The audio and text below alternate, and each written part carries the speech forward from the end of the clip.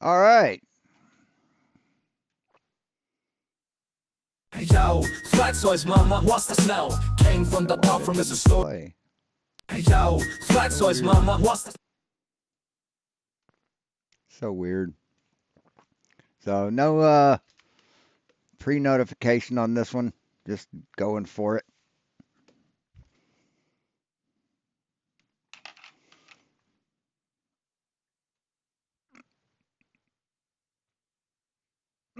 Excuse me. It's kind of waiting for people to drop in. Actually, while I'm waiting, I could do connections. Hey, Citizen 9.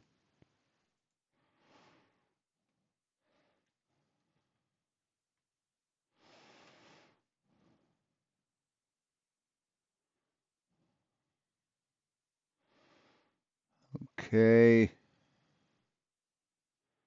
See, olive branch, arrows, eagle.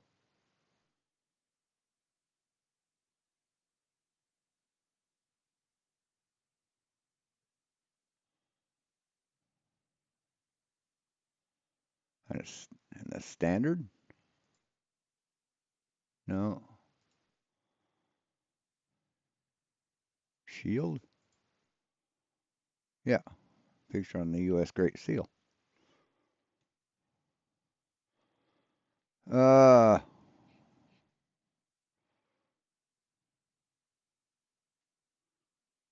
bogey, birdie, par.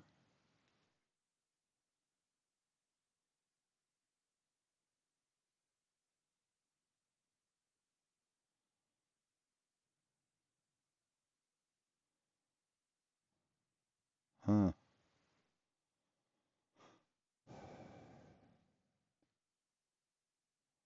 Those are all golf terms.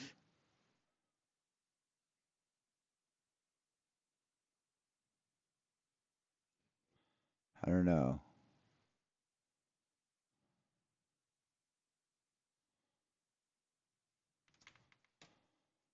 What the hell?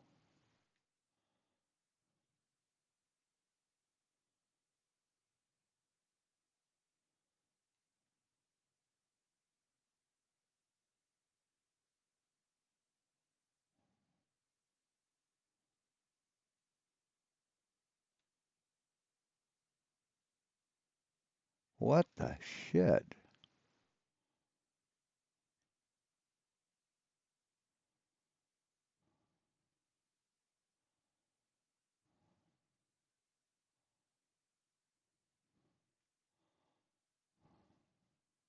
I have no clue.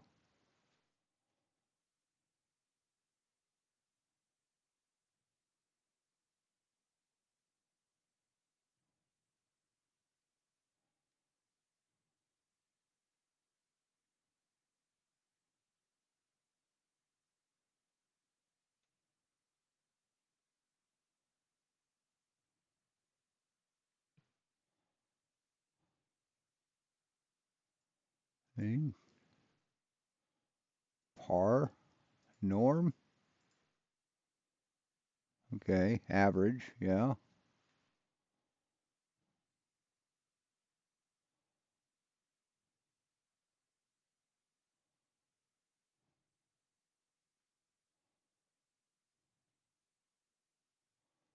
Kate.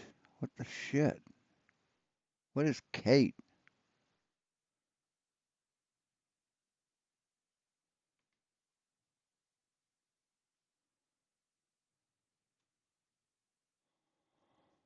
Huh.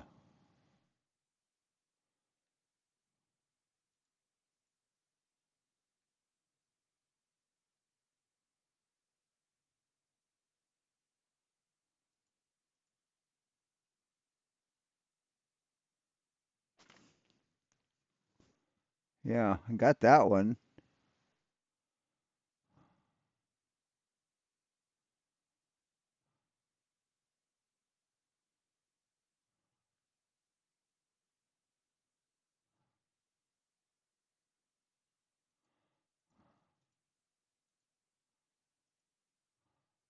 No.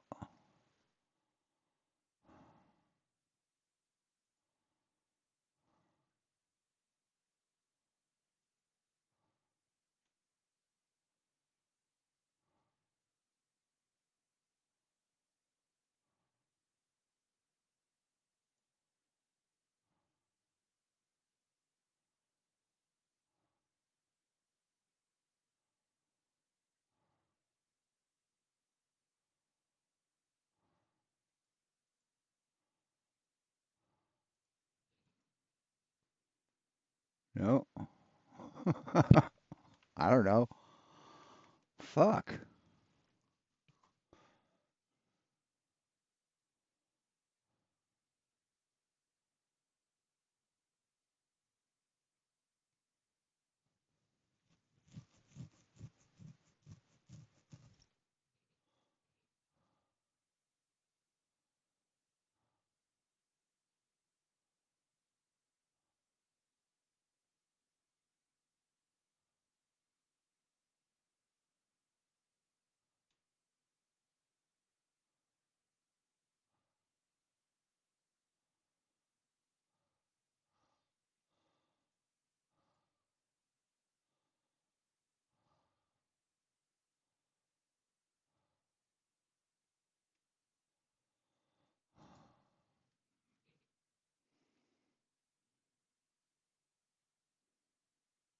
I have no idea.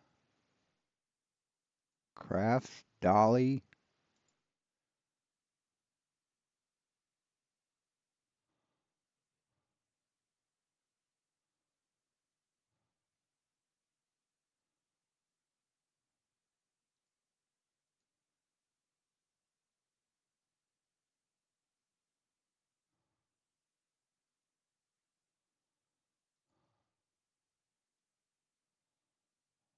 Okay. Boogeyman craftsman. Oh, craftsman, gentleman, spokesman. Okay. So bye bye Birdie. Hello Dolly. I don't know what Kate refers to, but Yankees is damn Yankees, which I starred in a local production of when I was in the Army, when I was stationed in Zweibrücken. Hey, Orion. When I was stationed in Zweibrücken, they had the ZAP, Zweibrücken American Players, or Playhouse, and I liked acting. So I signed up with them and start or acted in a couple plays. Kiss Me Kate. Yeah, okay, that makes sense. And got the starring role in Damn Yankees. Played Joe Jackson or Shoeless Joe Boyd. I think Shoeless Joe Boyd in Damn Yankees, the starring role. Had to fucking sing and like two octaves higher than my register. So it was fun. I got to kiss a girl. Good to see you all. So this like went through different iterations. It started out with just them talking about something. I can't remember what, and then it changed topics, and then it changed topics again. So he had to change the title several times. Glad you could make it. You guys rock. We are joined by Matt, Sleeping Warrior. Yeah, it started out. It was supposed to be they're talking about some guy. Where was it? History.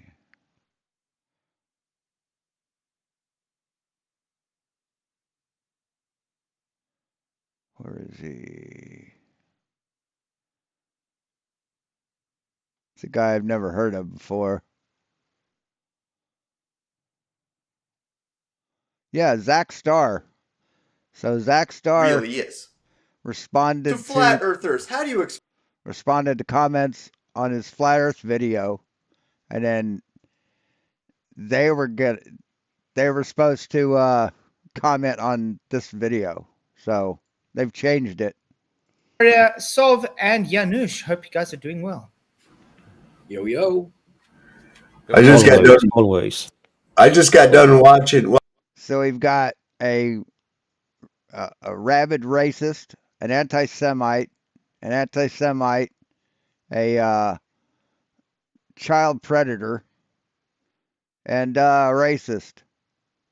Awesome, great show, Well, I watched it last night. I was made aware of it. top notch. But did you know that McToon and Drunk Debunk made a really awesome promotional video of me? Oh yeah, of you, yeah. Because they're trying to promote you for what top left? Yeah, I don't even know what that is, but Yeah, it's Yeah, you do. You fucking liar. Childish cults. I don't even know what air is. So, what can I say? I know it's some kind of award, like don't fuck of the year kind of thing. Yeah, it's some kind of thing they do yearly. It's a ceremonial thing. What does it reference or what is top left? Yeah. Flatzoid comes in first on top left every year. He may have come in second or something, one or two, but yeah, he's coming first every year. Top left is top left in the Dunning-Kruger scale. The most Dunning-Kruger you could possibly be. They don't No. know. It's about like they know about as much of that as they do why they put a Ukraine flag in their profile. It's just something that they do because they're in this little No, it's because you support the Ukraine. It fucking must clique. reference It's something though, because they're in right? a cult, and they Yep. need to have a ceremony every year to try and make themselves feel intelligent. When in the meantime they're literally retarded. Just like Sleeping Warren or so we were talking before the show started. Do you mean figuratively retarded? Hey, bench thinker. You mean figuratively retarded. See, literally retarded would mean actually like mentally retarded, handicapped. But you mean figuratively retarded. See, saying figuratively retarded when you mean or saying literally retarded when you mean figuratively retarded is fucking retarded. And he asked a very simple question. And well, it's so simple that children are able to understand this, but the retarded anti-flat earthers we talk to don't get it. Yeah. Well, I watched the video and I was like, this is supposed to be a mockery or this is a hit on me. It looks good. I like it. If it would be really good if that guy with the poor attempt at humor, is his name Mike? Is that his Mike, name? yeah. Mike from Okay. Debunk Show. Yeah. Yeah, so I emailed him and I said I'd love to have you come on my show. I said that would be great. Thank you so much for the promotional video. I do have to honestly tell you, you need to hone your humor skills really bad because you're not very funny. Anyway, I showed it Translation, he's triggered as fuck. to my wife this morning. I said, check this out. And she goes, and this is supposed to be mocking you? And I said, apparently. And she goes, everything you said is on point. I don't understand. And I said, yeah, that's why I said it's a good promotional video. So I reposted it on my YouTube channel, on my community post. I made sure to thank them for the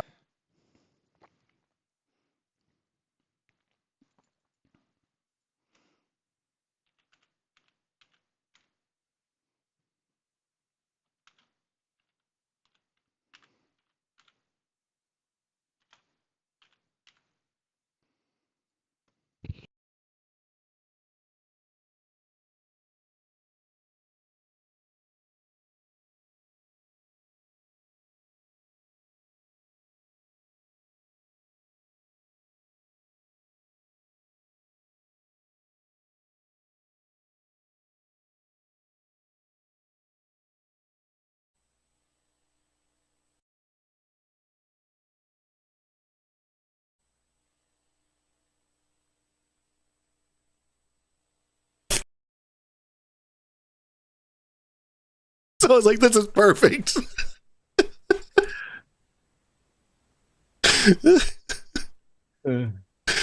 Debated Neil deGrasse Tyson in his own head and totally won. I'm so nervous. Having not seen your video, Mike is a complete fanboy. Well, He's okay, but he's a complete fanboy. I saw a little bit of your video because you sent it to me, but I didn't want to ruin it for myself, so I just I gave it a couple. I just gave it a minute. but you got the version. You saw the version with the synchronized swimming and the elephant, Yes, the marching band, exactly, not which the Nico no one version. else has seen. Yeah. And because MC Teen told me I had to delete the original when I sent it through, like it's just gone forever. Yeah. So Where's the is It's, this the video? It's Arnie Palmer. Ah, all But right. it, Well,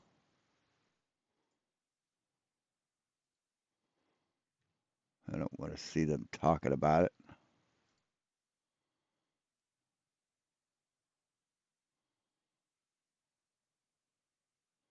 Well, where is it? Oh, there it is. Welcome to the School for Super Smart People.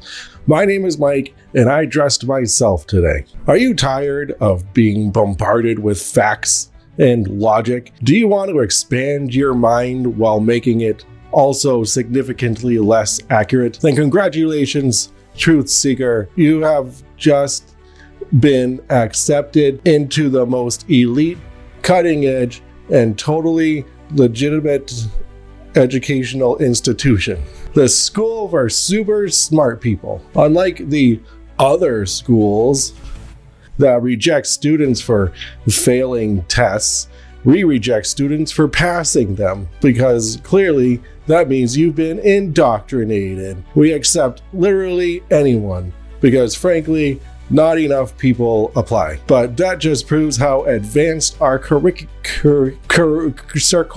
is. Harvard? MIT? Just a giant TV playing 2040p? Experiment. Yep. Because if you have to lie, then it's not true. So Exactly. that's simple. At the heart of our groundbreaking educational model is our one and only esteemed professor, There the we go. legendary Sovereign Soul Unchained Mind. Good evening, ladies and gentlemen. Welcome to Sovereign Soul Unchained Mind, coming to you 251.3 miles above your imagination in the International Fake Station. I have my good friend and co-pilot, Something Wong, is here. He makes sure that we fly straight and level across this beautiful plane that we live upon. Or as students affectionately call him, Scum. Because let's be real, he earned it. Let's go. Well, they're trying to create their own reality and get you on board with it. It's just like these he-she's walking around tucking themselves and wanting you to pretend that they're a girl too. See, they want that to be a reality. Yeah. And I don't play it. I ain't happening. No. You're just a weird dude, you know? There's male, there's female, and about 23 types of gay. Scum is a true genius in the sense that he thinks he is one, with a PhD So he's just like, he's claiming it all. He's like, yeah, it's right on point. All of it, right on point. in copy pasting from Telegram, Wow. with a master's in wildly misinterpreting science.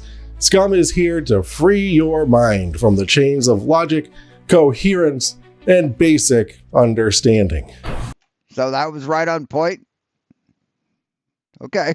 Why Scum? Unparalleled confidence in his own nonsense.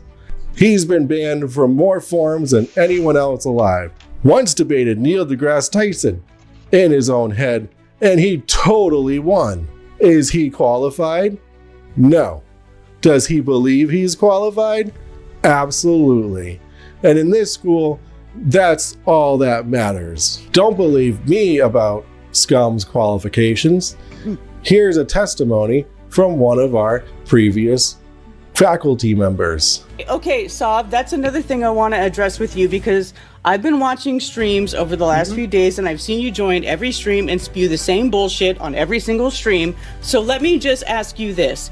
You keep saying repeatedly, my emotions aren't in it. It doesn't matter if you trust this person, blah, blah, blah. Well, the Globies brought back the data. So if you're not emotionally invested, shut up! I'm not done! I'm not fucking done! I'm not done, you fucking loudmouth asshole chong looking motherfucker! Let me finish! If that is what you feel, if you don't feel emotionally involved to a fucking chong motherfucker, dude, seriously, you're dumb. To trust Jaren or trust Austin to bring back valid information And you're like, oh, the emotions aren't in it. I just want data. Well, then why don't you trust the data from the Globies? If your emotions aren't in it, then you shouldn't even fucking care. Oh, it's not about who you trust or who you like. Well, if it's not about who you trust or who you like, the Globies brought back the data. So everybody from both sides is saying there's a 24-hour sun. So what the fuck is your problem? Why That's are you what we looking at the got. same shit before we went? Things are different. Now we've gone. Why are they different? Because a couple of guys that went down there and said that I'm on the flat earth side. No, and it I wasn't say a I couple saw of guys. 24 sun. There were 10 people. There was a whole entourage. A bunch of people went. 50 cameras. Remember, you said it your fucking self. Oh, but it's 1909. not real. 1909. Dude, I'm There's so been people over there this since old 1909. retard fucking Chong motherfucker, dude. Seriously, you are dumb. You are dumb. Get a hold of your fucking fifis a little bit there, witchy poo. All right? Now let's talk about the fun things, like the school for super smart people. We don't teach boring and useless fact-based subjects like This is like 13 more minutes. Anyway, just wanted to see what that was about. For the promotional video, they did a great job. Conspiracy music video guy, he came in and said, yes, you absolutely deserve top left. And I said, well, thank you so much for that. That was a great video because even his music video, everything that's said in there is spot on. So I don't know what. So everything's spot on. How racist you are, how transphobic you are, how utterly fucking pathetic you are. I mean, all that's true. Cool. But the thing is that, but that's the thing they do. They try He's fucking owning it. and make it sound as if to their idiotic, gullible audience that we're saying is wrong. But no, it's actually true. So racism is okay. Transphobia is okay. Anti-Semitism is okay. Of course it is to you. You're a fucking holdover from fucking apartheid, you asshole. True information to them sounds wrong because it debunks their idiotic religion. So I check your channel. What's the name of this video? Oh, you'll see it over in my community. Yeah. Right, yes. I see posted. If you can just drop the link really faster. I'll grab a link to it. Can Hey, Westside. we translate the prelude to this video not the video that you're talking about, this hangout, the little 30-second clip was about Sean trying to describe. Oh, about Sean Hawkins. Can someone translate his gibberish for me? Okay, let's see if I can get it up quickly and we can play it for everybody. Because while he's looking for this clip and to give him a bit of time, I had to listen to it twice to try and understand what the hell he was talking about. And what you have to do is you have to get common language, translate it into gibberish to understand what they're talking about, to then translate the gibberish back to common language to then be able to address the point that he's making. That's how. Does anybody think he's telling the truth?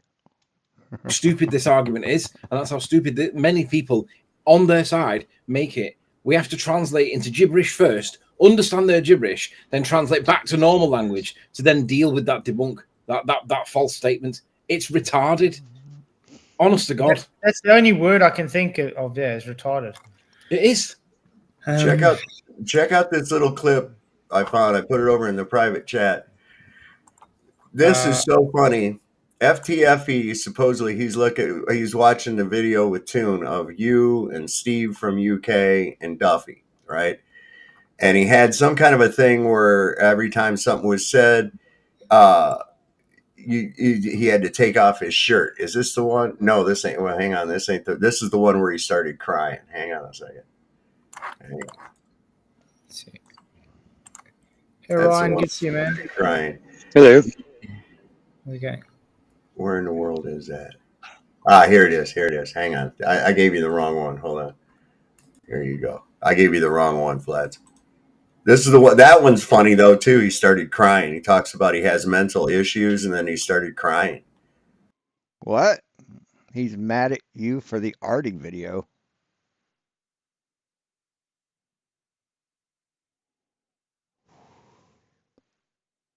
Who's what? I don't understand. Yeah, it's funny as shit. The only Artie I know is Artie's Corporate Fiction. Okay, so this is the right one. Yeah.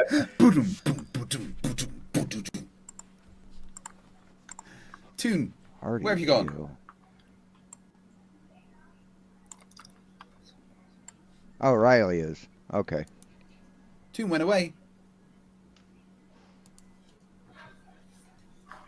Thing that would prove the Earth is flat. You're unwilling to do anything. The only thing you guys It's are willing already to proven, do, Duffy. the only thing you guys are willing to do is sit in your houses and live stream with other flat earthers. That's it. Go back and look in history. In history, huh? Yeah, watch this. Is fucked up. What? For some reason, that's what you want. Gravity, you fucking. What? What? Yeah, we want your shirt. What dude. did I come back to? Oh, what? They got my goal. Why? What? No. I leave for a second. I come back. This is what I get. The car was, I don't know, $25,000. And look, there's 25 grand coming in from there. Where does that come from? And then she got to explain it, right? But the truth will come out. And if it turns out that it wasn't from, she bought the car and it wasn't from, in exchange for turning away from being an active member of the FEC, I don't know how you'd even prove that how would you prove that otherwise? Tony, you don't have to, do you? That's why I'm saying crowdfunding, right? Have your day in court. If you end up losing, how much losses could she have incurred? It's going to be very small. How much does she earn from her internet reputation as a flat earther stroke? She hardly got anything. But point being, if they want to go to court, then all of the data that Tony's talking about would have to come to the court, wouldn't it? Yeah, it would be do, yeah. Publicly available. So why not? No, not the evidence wouldn't be publicly available. It'd be shown publicly in court, but it wouldn't be publicly available. Yeah, you wouldn't see the actual evidence. Unless you were there at trial, and then you would. That'd about do it, wouldn't it? Yeah. So I've seen the video. Pretty good. Good promotion. I uploaded it on my channel as well. the point I'm making here is, don't try. If that was somebody trying to bully me, I tell you what, especially if I was in Mark Sargent's position, you wouldn't bully me like that. I'd say, let's go then. Yeah. From the point of that letter, I'd fine home any indictment I made. Yeah. Precisely. So I wouldn't. Yeah. Cease and desist the indictments. I'd make sure they would be very difficult to attack in court. You don't have to put it out. You got a nice merc, didn't you, out of this? You don't have to word it like that, do you? Nope. Hey, God is nowhere. Well, after you left last night, Keith, I had a visitor after I did. You're welcome. The pitch data. Bev stopped by for an hour. Huh. Okay. It was fun. But yeah, I think when I look at a proper legal documents and I look at just that way set up, it doesn't look legit to me. That's what I'm saying. So people can read it as they're trying to scare him, or people can even read it as Mark Sargent's trying to cover his bust to make it look like he's being attacked, as to show he's not a shill kind of thing. So it's difficult to say what's really going on. But what I can say is it stinks. The pseudo authority, from what I can see, is it comes from the fact that it may or may not have been sent from a real solicitor. Another question for Tony, right? If I send a cease and desist request, be it from a solicitor or just from my own pen, what validity does it have? It's not a court order. This is what I'm saying. It's not a court order. Have you looked it up? Cease and desist letters. See, all you have to do is look shit up, man.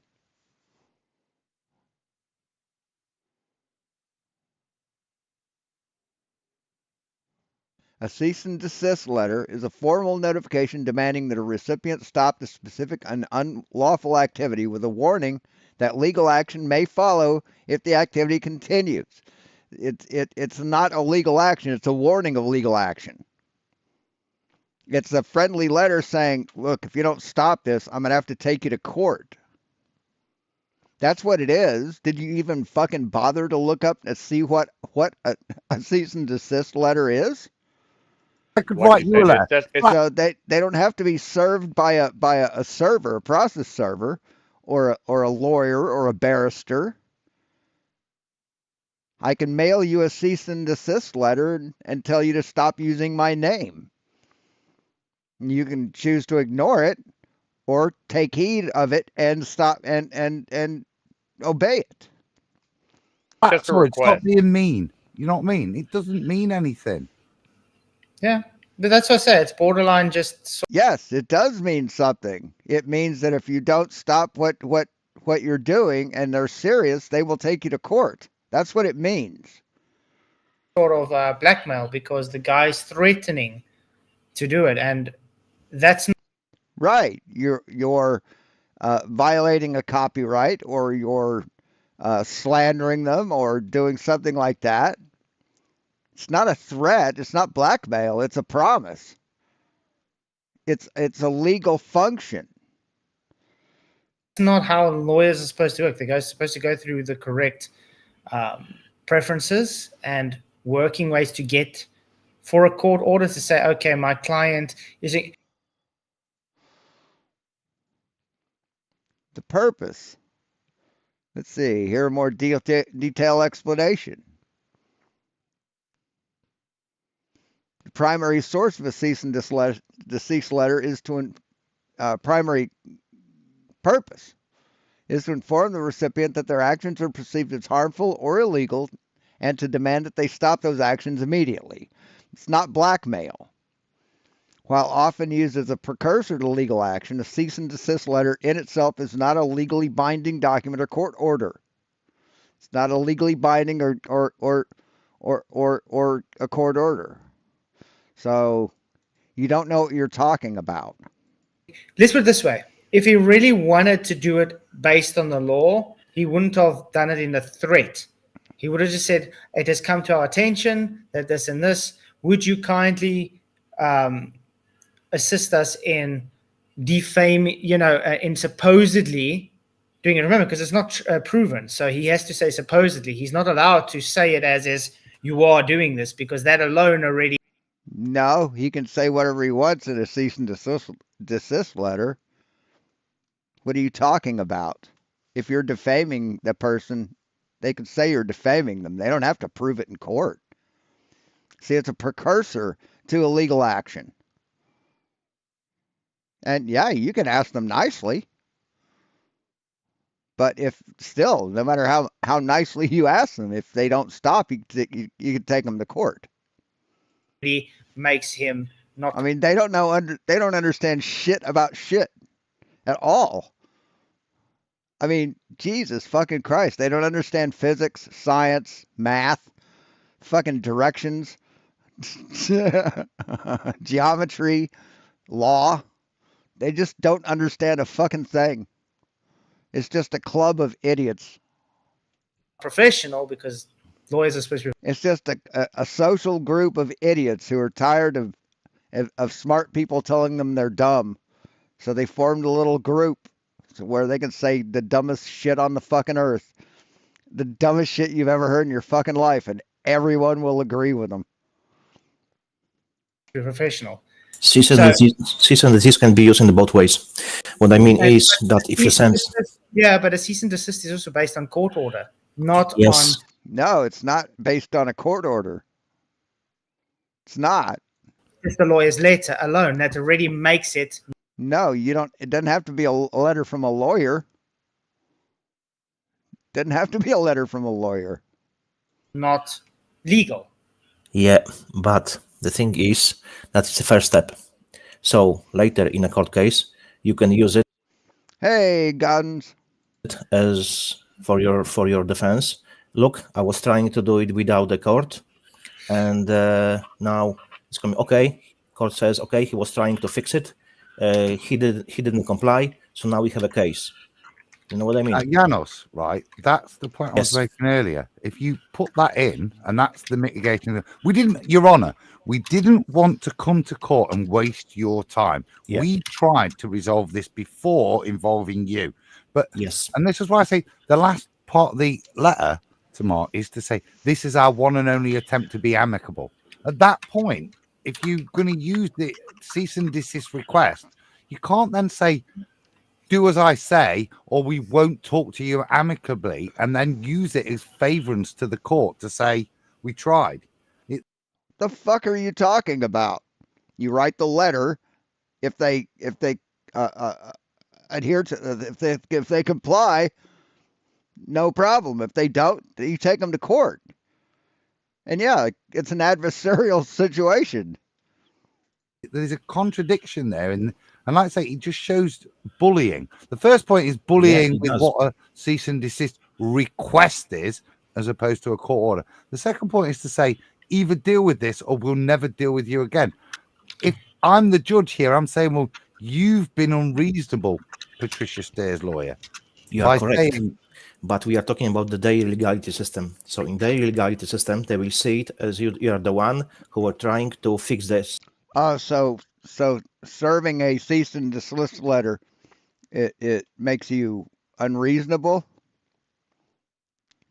The issue before going to court, and they will sway this way because that's how legality works. Perfect. So the only response to mitigate against that is to write a letter back and to try and continue a conversation between the two parties, even though the first part of this issued the cease and desist has said this is the only amicable correspondence we'll have. I would continue correspondence, A, exactly, yes, the last point, and then B, to just tie them up, because okay, what is it? What specifically should I not say about your client? What are the nuances with regards to his and her behavior that you have issue with? Can I? Well, that's probably in the cease and desist letter. You just don't hand them a piece of paper that says cease and desist on it. It has terms.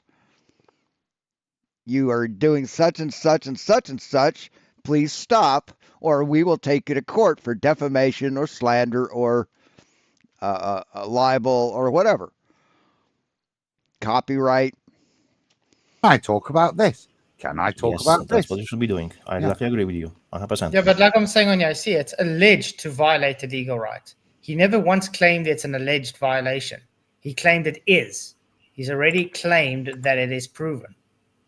Yeah, so that's the point, though. Look, legality lies in its role in the preliminary legal action. See, alleged is in court, man. Alleged is in court. He knows you're doing it, so it's not alleged to him. Demanding the cessation of an activity that is allegedly violent. So they've claimed that. So what you want to do now is, if you don't respond to that and don't clarify what the alleged legality is, and drum it down in great detail so you get a response. No. Calling her a shill for switching between flat earth and ball earth is not a problem, because that is part of the requisite here. That's part of how things are discussed. Accusing her that she may have received a Mercedes-Benz to switch, that would be too much. You want that now in writing from her lawyer. What will now be considered, in breach of your cease and desist request, and what is fair and honest comment? Yeah. See, they've not seen the cease and desist letter. They don't know what a cease and desist. They don't even know what it is. But God damn it, they're experts on the entire situation. Have some fun, is what I'd say here. I have to say also the biggest thing you'd have to do initially. Yeah, that's funny, Orion. Is to take it out of the realm of commercial court and take it into common law. Okay? Because they'll try to take it into common law. We don't go by common law in this country, man. In certain situations, in certain states, you do, but no, you don't. We go by criminal law or state law, statutory law. It's not a common law system, dipshit. Railroad you into this commercial court bullshit. You have to have it into the common law courts. Because then they would have to actually prove that as a result, none of this maritime admiralty shit of anything you said or did affected their amount of money that they made or anything else like that, that they actually have to show proof of that shit. Yes, and then it will come to the defame case, and defaming someone who is not like, let's say, from the news, from the TV, or very recognizable person, it's very hard to do on the common ground. So then they will be done, because it's nearly next to impossible. Well, he's got to be a legal expert. He's probably been to court more times than anybody. Always challenge the jurisdiction. Always. See, if they're sitting on that bench, they have jurisdiction. They have jurisdiction. Subject matter jurisdiction, at least. So, yes, you can question jurisdiction. The problem is that sovereign citizens like this don't accept jurisdiction no matter what. Who's the real victim? I was going to say, Brad. I don't know where I've ignored you, Brad and Tasha. Sorry if you see me as that. I'm sorry. I have never tried Brad to ignore you. Yeah. They're good I think people. Brad and Tasha are awesome, by the way. They are. Yeah. So who are the real victims in this case? Like, at the moment, it seems like Mark is more the victim. They're trying to play a bully game. yeah. He doesn't receive anything for this at all. He's not going to get. It may be press. We'll get PR out of it. Flat Earth will get like, oh, they got to do it in a court case, you know. But yeah, I think there's more evidence for Mark's case than there is for steering them. So, Look, it's not even about the keeping in the right jurisdiction. It's about the challenging the jurisdiction as the very first step. There isn't a case, is there, right now? What you've got is people that have changed their position in the flat earth community that for some reason, when they're held to the same level of scrutiny and indictment by somebody that they once called their friends, they've decided to try and wave a legal threat at Mark. Yeah? Right. When that includes slander, yeah. Defamation of character, yeah. That's all that's happened so far. That to me, is, like I say, I would have some fun with that because I think this is the point where if you want to engage legally, well, let's spend some of your money, yeah, and let's engage because you've wrote to me first. So now we're going to engage, yeah. But fundamentally, what does that? Tell you about their position? That it's very weak because they've had to engage lawyers instead of just using the strength of their argument. And let me ask this also. Sav, you probably know more about this than I do because this is kind of like a gray area for me. But public figures, if someone is a public figure, are they still are they still like, you know, under common law? Well, it's held to a different standard than it is just a regular person that's out there. Because, you know, Patricia used to work for CBS. Well, still, she's a public figure on YouTube. Well, yeah. Well, okay, she's a public figure on YouTube, but yeah, but people can make YouTube, whatever commentary. you could still kind of, you know, argue that that's not the case. I guess she monetized, so maybe. If that were the case, okay, Donald Trump, for instance, would have hundreds and hundreds of lawsuits going right now for defamation of character. Okay, no, he's open to critique. That's all there is to it. When you become a public figure like that, you put yourself out there into the realm. You're a public figure. People are allowed to comment on what you say. They're allowed to have opinions on your actions. And, you know, you're not being defamed. You didn't lose any money because of what somebody said at all. Yeah, that's what I was kind of getting at. Even as a flat earther, hold on. I noticed that when people threw accusations at Patricia when she was a flat earther, she didn't sue any of them. She didn't threaten to sue any of them. And after all, she was making her money off of flat earth content, and these people were harming her reputation, right? So it falls right into the same realm. It falls right into the same realm. What makes it different now? Right. Hey, DJ Because it's true. That's why they want to shut you up when you're right.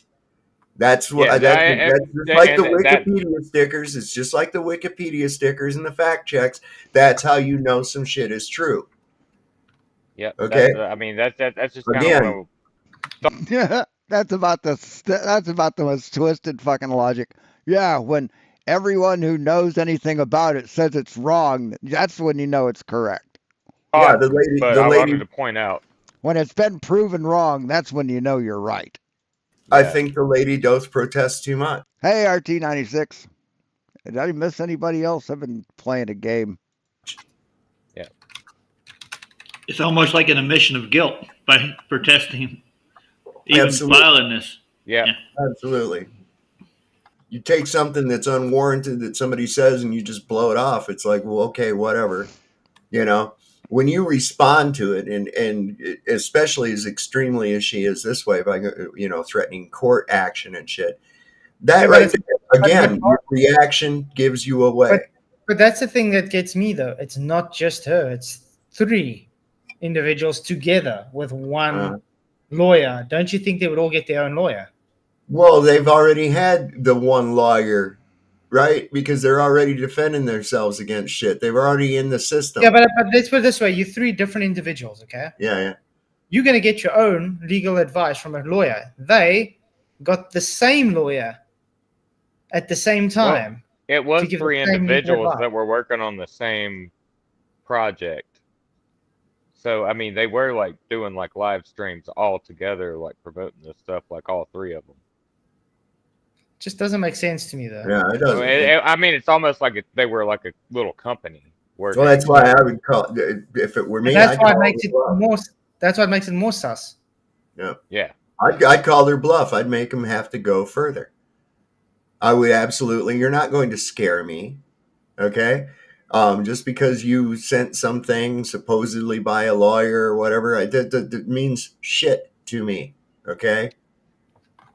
Well, then ignore the letter and face the consequences. It doesn't mean anything to me, so it's not going to work. Go ahead.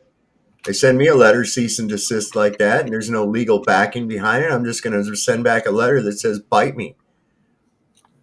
Yeah. You know, do what you got to do. Yep, that's how the system works. I would probably use more. Hey, Stanley Tools. More extreme language. No, don't. Write back in a polite manner so that if it ever got to court, that you're demonstrating that you're asking for clarification of terms. There's going to be lots of letters that you'll write like that to their solicitor that isn't doing this for free, unlike yourself, whilst you're having fun. They chose to engage like this. Yeah. Then yeah. Remember, if it does end up in court, you don't want to be shown to have just ignored the advice they've given you. If you do that, Well, you just don't want to seem manic. absolutely do not indict them. Say thank you very much for your advice.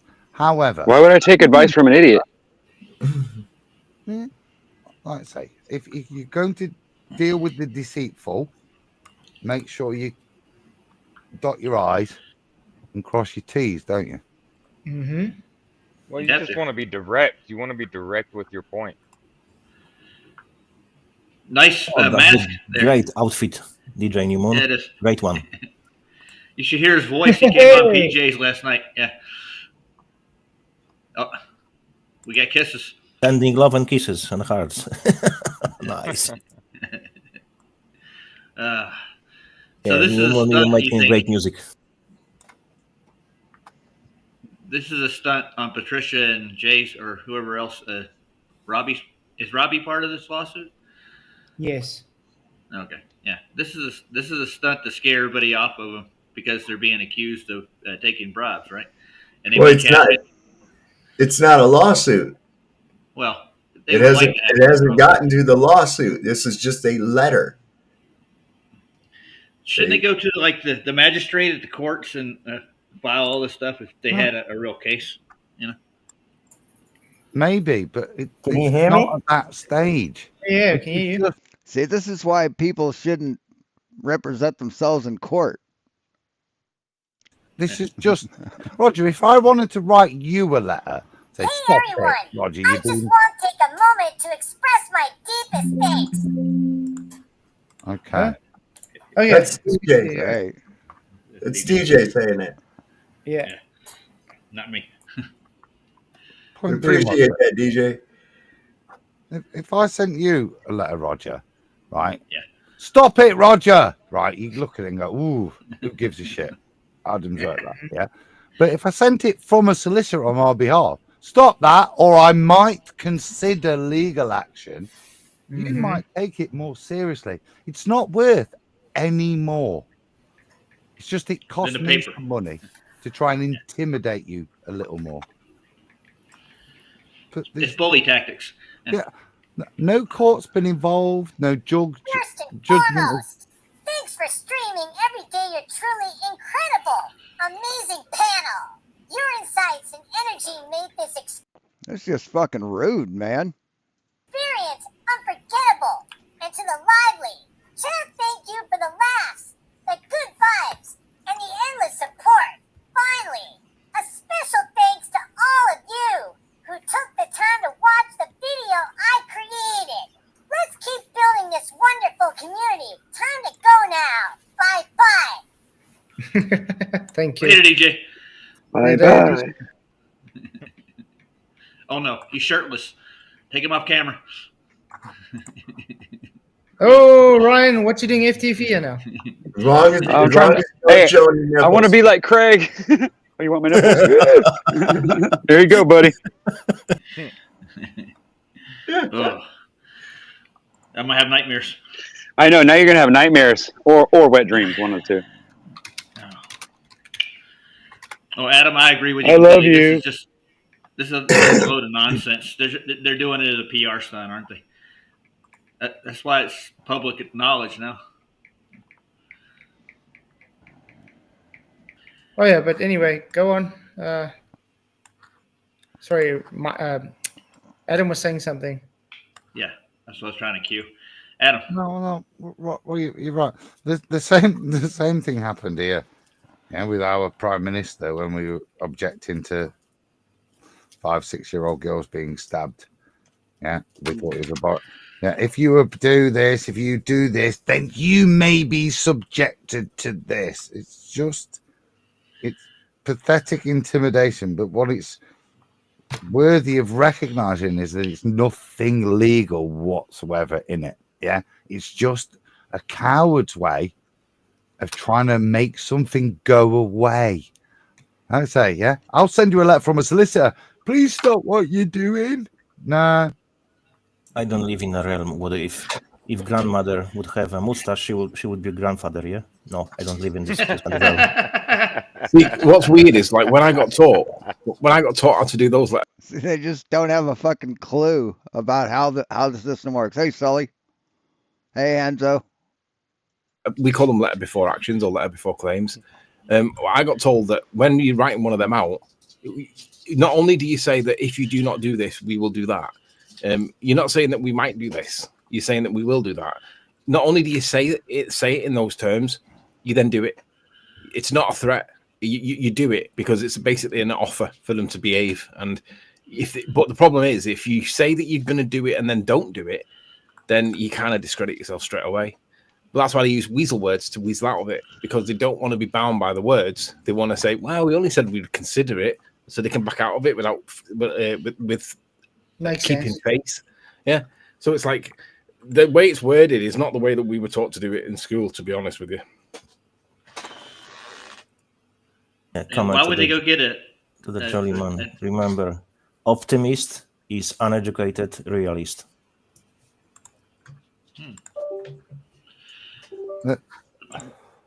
That's interesting, Tony.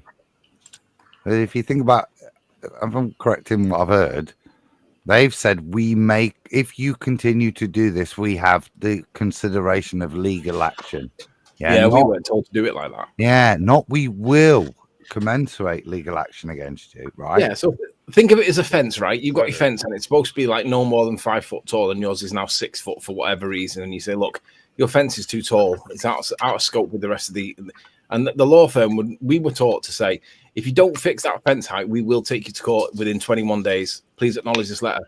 And then that way, they know clearly that if they don't do it within 21 days, and then they've got to acknowledge the letter. But there was none of the weasel word to make it sound weaselly. It was black and white. You had to do this, or we'll shoot you. And that's why we were taught to do it. Weasel words. Jesus. I got a question. Why would they get a lawyer from an industrial firm to cover a case like this? It's kind of weird. It's like a second-rate lawyer almost. It's not worth anything. You could just as well, if you're going to present it as evidence to the court that you tried to mitigate and you request them to stop this behavior, write it yourself. Yeah. Now, what they've done, you've said, if it's some kind of not actual specialist in this, it's some lawyer they know. It's like a letter from your dad. Dear Roger, stop being mean to Adam. Adam's dad. Yeah. It's schoolyard tactics, isn't it? Yeah, it doesn't matter who writes the letter. Doesn't matter. Just, it's not worth anything. Not in court. No, you don't think so? Okay. The only thing that's worthy to the court now is that they've instigated communication, which is why I would now continue it. And I'd say have some fun, because you're able now to ask questions and seek clarity. Let them give it. Show the proof of the defamation. You'd have to. That's what I'd ask them for. Oh, how did we defame you? You know. You're not writing to Patty, are you? Dear Patty, what can I call you? Yeah. Do you know what the other thing is, right? Let's just say that Mark got the second part of that Mercedes point wrong. Let's just say the first part was right. She did get a Mercedes. That's probably true. But the second part were wrong. Okay, so it wasn't paid for by somebody else for some other reason, right? And Mark, you were wrong. So let's say that's how it was. Does that mean that Patricia suffered any loss or damage in her reputation as a result of it? Or is it more than likely that Mark suffered the loss or damage of it because he was wrong on the internet? Which way around is it? Mark. Because she didn't suffer anything because she had more assets. She gained assets. You don't gain assets and lose credit. You lose what they're claiming. Because if you are losing funds or whatever, it's like they're trying to say, she's getting financially hurt, then how are you gaining assets? It's literally no one wins in this situation, and no one cares either. Literally no one. No one's going to change their opinion on Patricia based on whether it turns out that it were right or wrong that what Matt said about who paid for the car. No one's going to change it. The court system will win because we're paying fees to your solicitors and so on. So court system wins. So in a matter of two people, no one wins. But in a matter of court system, they win always. Well, the house always wins when you're playing poker, right? Yes, that's correct. Yep.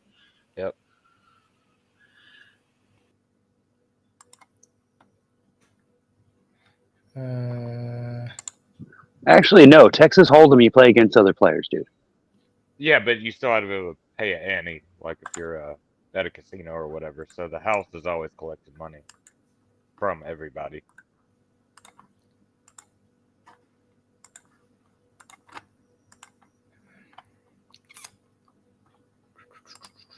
The best way is never to hire any lawyer. Learn yourself the wording, because you are the one who knows the best your case. Never any lawyer will defend you as good. Yeah, never get a lawyer. Always defend yourself. That always works out well. As you will do it yourself. Jesus Christ.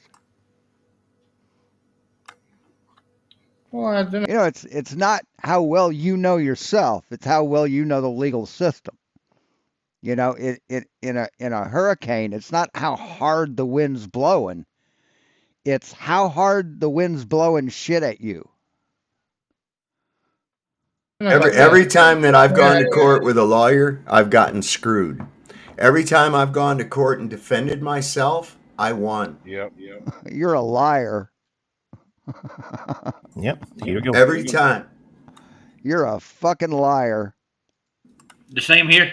I've won 2 cases on my own. I didn't need to hire a solicitor at all. I I never mean, necessarily. they had me up on bogus gun charges, man. I was looking at 18 years. The I never lawyer that I necessarily had won. initially, he quit. He didn't want to have to do it. He quit. So I went in. I defended myself, and at the end of the trial, after I won, the prosecutor came up to me and said, "Wow, you did a really great job. Where did you go to law school at?" And I said, No lawyer walked up to you and said that. "At home." No, that never happened. Yep. No lawyer has told a defendant who's never been to law school how well they did. What law school did you go to? No lawyer has ever done that, ever. He's homeschooled. Oh no.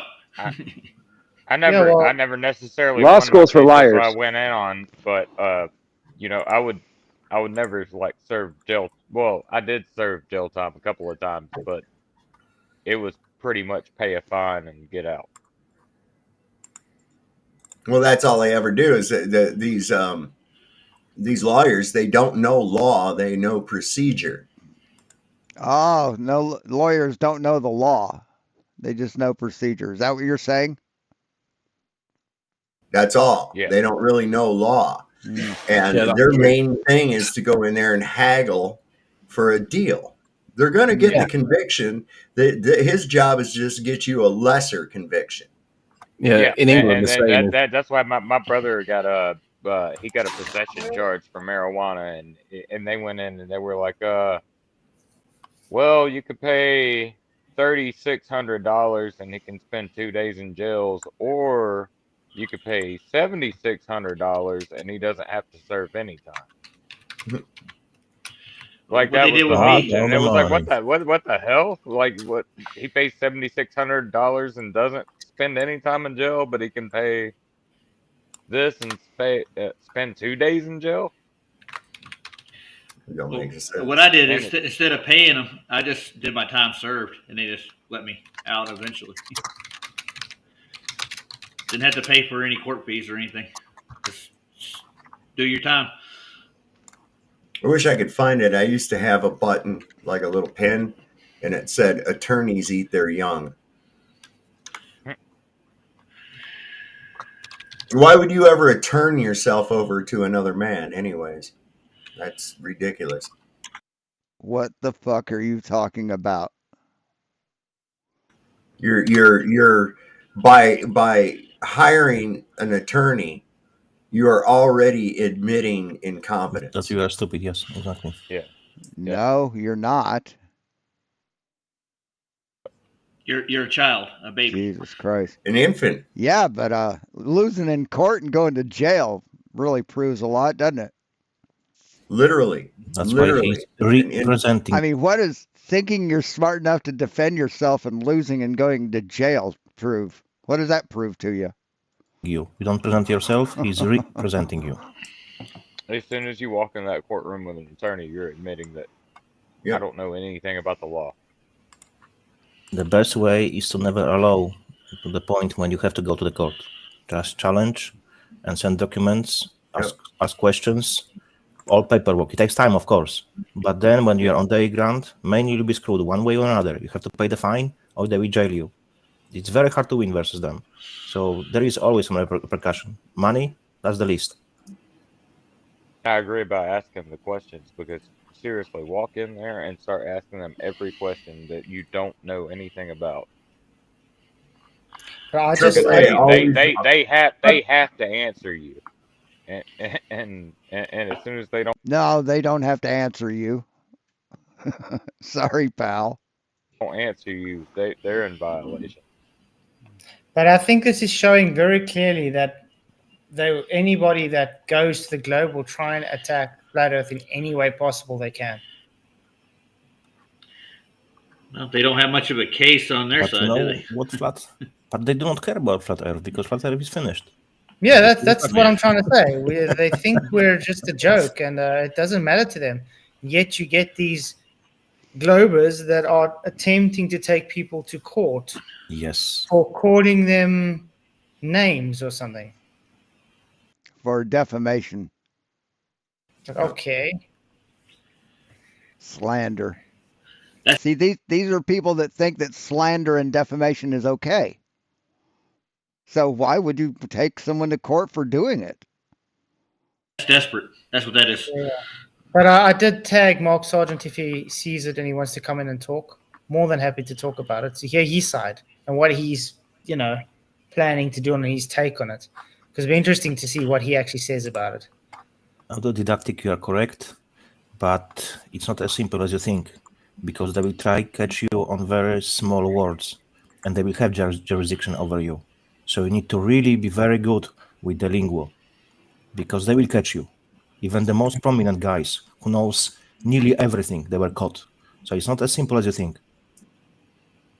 Yeah. I would agree with you. I mean, it does look like the process is very difficult when you do go into a courtroom. If you do not use the correct terms, they can catch you very simply. Yeah, there was a case, I remember. The guy was really very good with the wording, with the Black's Law Dictionary and Oxford Dictionary, and he was fighting Black's Law Dictionary. Drink.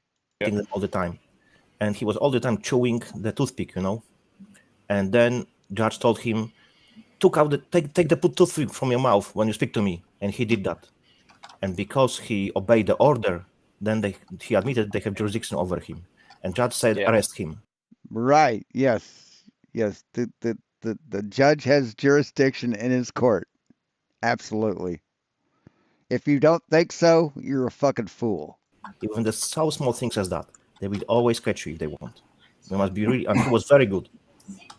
Well, it's like it's compliance.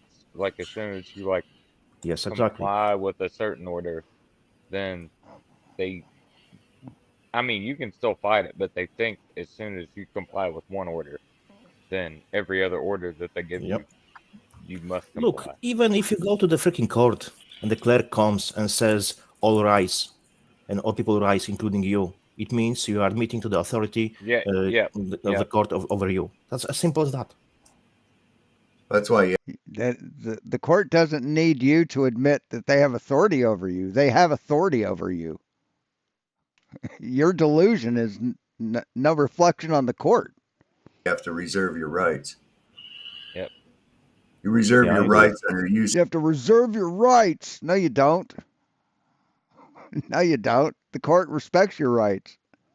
CC1. When you don't understand what your rights are, then you get a little confused. -308. And then that puts it right into common law jurisdiction. Yes. No, there is no common law jurisdiction, asshole. That went with the way of the dinosaurs. Is the Constitution involved in that at all? Well, only when you reserve your rights. Yeah. Outside of that, then it's Uniform Commercial Code. No, Uniform Commercial Code is federal, and it has to do with transportation of goods. That's what that is. You see, you don't understand the law. Exactly. That's not law. Commerce, No. not under the Constitution, That point that you just said then about all rise and everyone stands, that is literally about jurisdiction and accepting jurisdiction. And if you don't stand, you're not accepting the jurisdiction. But if they're not able to act out their authority over you, they can't act at all.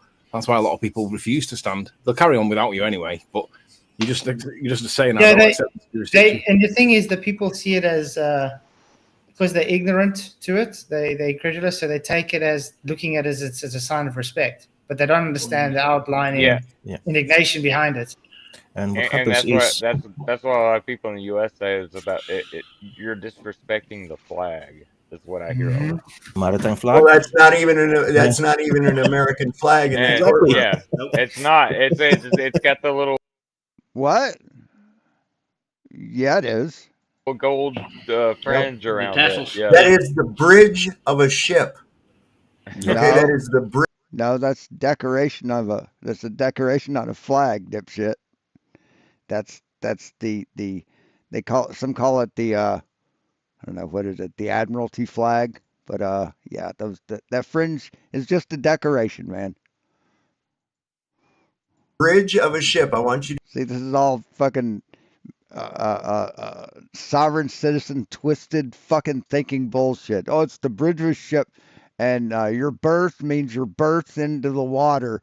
You know, that you're birthed on a ship, and your automobile is your vessel, and it's just fucking twisted thinking.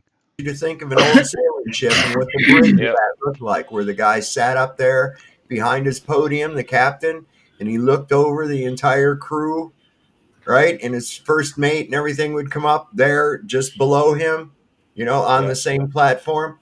Once you step onto the bridge, he said below him, or into the court well, then you're under their jurisdiction. You're under their jurisdiction as soon as you walk in that building, dipshit. My God, you don't know anything. But not until. Yeah, and even So you can actually Exactly. show You're by you're special submitting, appearance and not and have by to doing go into the court well. yeah, and by doing by stepping in or standing up, you're submitting. I mean, of course, these people are sovereign citizens. Who'd have even thought differently? Yep. If I remember correctly, if you won't stand up for the first time, judge or clerk will be saying, "Oh, you have to stand because it's just the respect and so on." So then, if you don't won't stand up, a judge has to go outside, change his robe for different color. That's happened once. Then again, they say to stand up. You don't. Then the judge has to go again to change the clothes. And I think it was the third last time when he comes without the robe. So then courts become common law. He has to treat you as a common law, as a man. I found this. Your channels are. This is interesting. This is he had a. I was wondering if he did, but he had a talk with Artie's Artie of Artie's Corporate Fiction. Sovereign did about 2 years ago. We might go over it. Yeah, I remember it was 3 or 4. I can't I mean, it's 2.5 hours long, so we won't be today, but remember exactly. I would need to check it. I might do that tonight, like at midnight. It's like Sean Hawkins After Dark. I think it's. And you see, this is the thing that nobody gets you know, taught. I forgot all about that because I do remember some kind of procedure like that about how they had to change their wardrobe for what they're representing. No, they don't. But you see, it's these type of things they don't teach any person, though. No, they don't have to change their robes. You're correct, Flat. They don't teach it person, but they teach it man. If men want to learn it, they will learn it. They won't teach person because person shouldn't know this kind of knowledge. Yeah. Yeah, their wardrobe. I remember that about the wardrobe. The wardrobe does represent what they're Jurisdiction level, yeah, it's going higher and higher. The highest is common law. Yeah, Adam was talking about the UK common law. Just what Jonathan said. It's not the ceremonial thing, but invocation of common law. You can't. Tony will probably help me. The court is a theatre, and they're all actors. Okay. Yes. So what you've got to do is call out actors that can put your ass in prison, dipshit. I'll be right back. I have to get my heater. What act? It's a little chilly in here. They're acting under. So it's quite nice the way you've done it there. You'll come out in different garbs, eventually demonstrating that you're now under common law. The way I remember it from back in the day was you would ask the judge, under what authority are you acting under today, Your Honour, before you would proceed, so that you knew what the rules of the play were, which edict. And that's where the judge here would become troublesome and suspend, because You're he correct. doesn't want to say what. But there is one more important thing before that. You claim that you are the beneficiary. So then the court cannot be the beneficiary. So you are the one who is collecting the money. If you claim that, they can nothing about it. So for them, only 2 left roles. That's it. Because you have taken already one. Because you have claimed it. That's the first step before what you have said.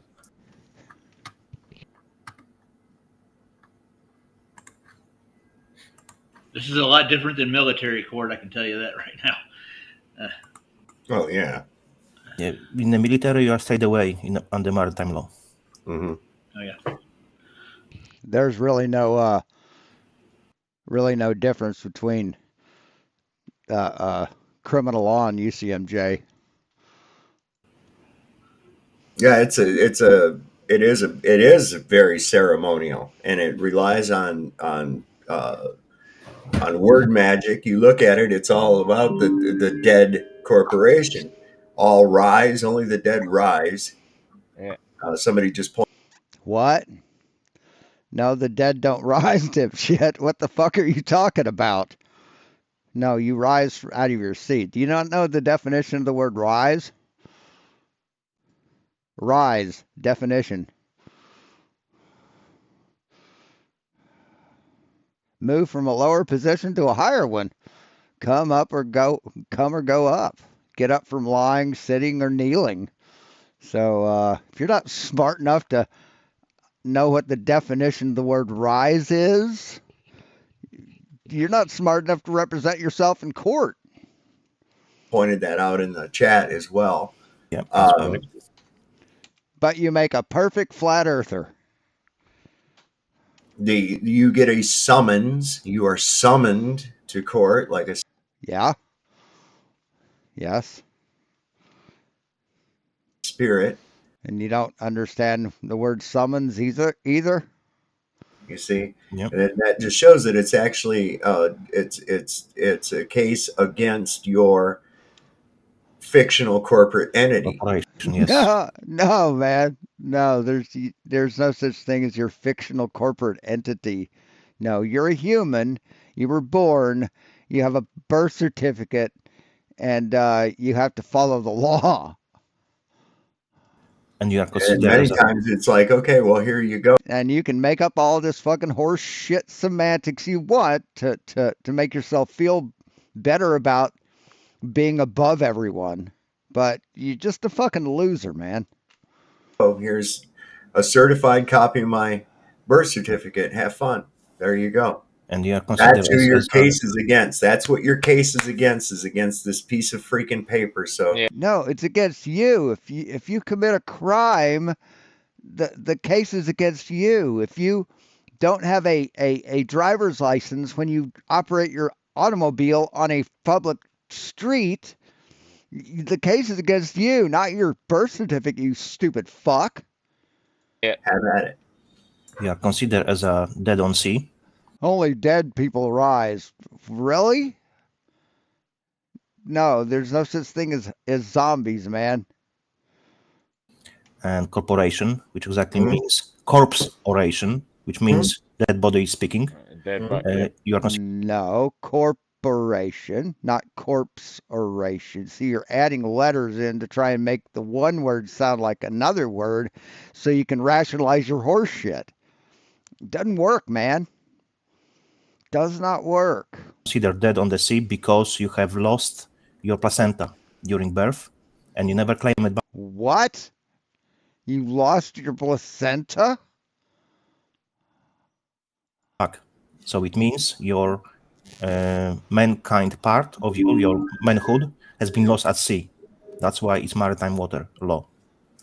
No, we don't go by maritime admiralty law. No, dude, you're fucking clueless.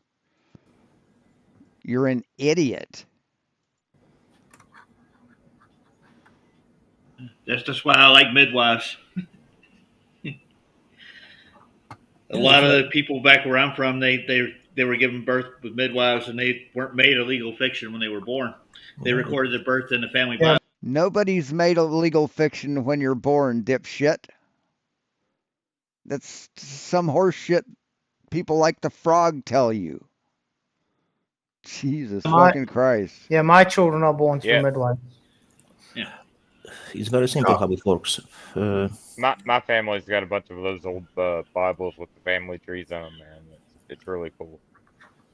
It's very simple how it works. Christ, these people are fucking clueless. Each ship on the sea, You eat ship. What? commerce has to have female name. There is no ships in commerce with male name. Why? Because ships with a female name brings goods. Ship can be, for example, What are you talking about? Ships with female names bring what? on the river, can be on the sea, can be on the canal. So, for example, on the sea we have river banks. That's from where word banks come from. Maritime water. No, that's not where banks come from. No. Water law. And another thing is every ship when goes to the dock, to the port, dock is a very important name, has to have manifesto. All the personnel on board, below, all the treasures, everything. Bring manifesto to dock. What happens when mother is going to give a birth? You say manifesto, do you mean inventory? Yes, exactly, inventory, manifesto, in the wording of the maritime law. So when mother is going to give a birth, what we say? Water broke, right? Maritime water. No. Physical, real water. Amniotic fluid, dipshit. Actual fucking water. What are you talking about? That's not analogous. That's just fucking real. Oh my fucking lord, this guy's an idiot. What mother is going to do? She's going to deliver a baby. Where? Yeah, delivering it from her womb to the outside world. Has nothing to do with Admiralty law, you fucking retard. In the delivery room. Why? Because she brings to this world. Because you can sanitize a delivery room better than you can sanitize a garage, dumb fuck. God damn it, man. It's like, oh, one word sounds like another word, so they must mean the exact same fucking thing. The thing which is bringing the money. And through where child comes from. Birth canal. And then? Right. The physical canal where a child is born through. Birth canal has nothing to do with the ship, asshole. You get birth certificate. And who helps with the birth? Doctor. Right, and that birth certificate's a bill of lading. No, it's not a bill of lading. It's a proof of birth, dumb fuck. It's Jesus fucking Christ. These people are idiots. They really are. That's why so many of them are in jail. It makes me so happy when I watch someone who's so fucking stupid. They let their stupidity put them in jail. They think they're so fucking correct. They're so Dunning-Kruger that they say fuck you to the law, and the law says no, fuck you. And it just makes me laugh when it happens. The mother And some guy sits in his car saying, "Yeah, you have to bring me a supervisor, and I'm not going to do what you have. I'm not going to do what you say, even though I just broke the law." And then their window gets smashed. They get pulled out, tased, pepper sprayed. Dogs bite them. It just makes me laugh. Birth, like a ship, delivered goods. Yes. And you are the goods who will be paying taxes later because you are a corporation. You are not any longer considered as a man or woman because wording, it's important. Say what? No, you're male or female. You're a man or a woman. I mean, that's just fucking stupid. Sir, madam, and so on. It's all military titles. It's not like a Yeah, you're worth $1 million. That's your personal trust that's granted you through your birth certificate, through your corporate fiction, and you can pay bills on that shit. There used to be a sovereign citizen, I think he went by the name of Two-Face, and he actually like tried to buy a fucking like Ferrari or some really really nice fucking car on his birth certificate, and they fucking arrested him for it. Personal, it's military title. That's why it's maritime water. I like the term manifesto. It's yeah. Yeah, She manifesto, manifests you. yeah. Yeah. You're the property of the state or the court. See, when you've got to add letters to another word to make your argument sound cogent, you've lost already. Jesus fucking Christ. That's why So manifesto means the same thing as human festo. What's a festo? I think it's a tool, isn't it? Festo? Really expensive brand of tools? Does that mean you're a tool? Parents do not have rights. Word of magic, yeah. That's why I mean, parents these people are really fucking all word magic. Okay, yeah. So just because one word sounds like another word didn't mean that they're the same fucking word. Okay. have rights to their children. That's why you have Jesus CPS and so on. Christ. You can get this book on Amazon for like $12. Yeah. Every high school dropout support or recommends it. And just even in the first couple of pages, it'll have you engrossed because you never had any idea of the word magic that is being used on you continuously every day. You even use it and don't even realize it. Yeah. That's what's so crazy.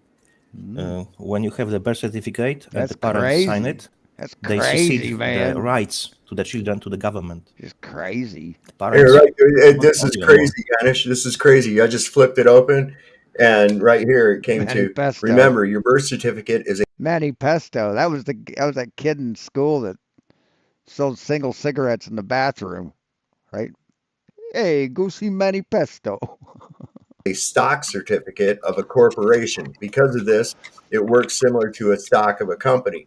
When you buy a stock of a company, you have an interest in that company. They did not call it a birth certificate for no reason. Like any stock certificate that is associated with trust. No, it's not like a stock certificate, dipshit. So your car registration would be like a stock certificate. A deed is like a stock certificate. Trust and has your legal name on it, you are the beneficial owner of the trust. Keep in mind that the beneficial owner is not the same as the legal owner. The person who holds the beneficial interest in the property on that trust or the beneficial owner for the beneficial owner. However, the beneficial owner has the right to receive interest generated by the trust. Yep. Is that the first or second edition? Each of What's us. that? Is that the first or second edition? Second edition. Okay. Yeah. I don't think I'm ordering it right now. Nice. Vlad said something in the comments. He said something that they were always told as Navy divers that the water is the womb, and we are always comforted in the water. I thought that's kind of interesting. Yeah. And each of us, with the birth certificate, we have attached to it a bank account. You can believe me or not, but each of us is worth millions. No, you aren't, man. You aren't. No, that's bullshit. your social security number is actually part of the routing number to it. No, it's not. No, it's not. That's bullshit. I don't like the New Deal at all. I did Social Security Administration, and that whole thing was set up based on the courts, right? So it's tied into the same thing. If that doesn't work, bring in the old DeWalt hammer and take care of business. There you go. How about your Johnson? You got? It's new. I just got this. Ooh, pretty. Do you got your Johnson with you today? It's out in the Jeep. Damn. We actually had to use it. I couldn't stand watching this old man trying to figure out the pitch of what he was doing. I said, here, just take this and lay it on there, and whatever comes up on that number, subtract it from 90, and that's what you got to cut your rapture. Okay, just do that. I mean, it'd be one thing if it was just rafters, but there's a roof already on it, and we're trying to match up, and it's like, no, dude, here, just do this. It's just like he'd go, damn, I didn't cut that right again. Then he'd cut it too much the other way, and I'm like, measure once, cut 3 times, right? Let's just do it that way. Wow, I see on Jubilee they got 1 doctor versus 20 anti-vaxxers. Huh. Interesting. Some of you probably know it. Some of you probably not. There is no longer United States of America. What you have now? That's another one. There isn't the United States of America and the United States are not the same thing. They're 2 completely different things. Now it's United States Inc. Yeah. United States Whoa. Incorporated. No, it's not. No, it's not United States Incorporated, you dumb fuck. Jesus Christ, these guys. Someone's got They'll just believe any bullshit told to them, won't they? Just any fucking horse shit that you give them. They'll just believe it. TV in the background. Yeah, who is it? Someone's got a what? The TV Sounds on. like a television in the background or something. Oh, that's me. Sorry, I didn't realize. It's showing I'm on mute. What the hell's going on?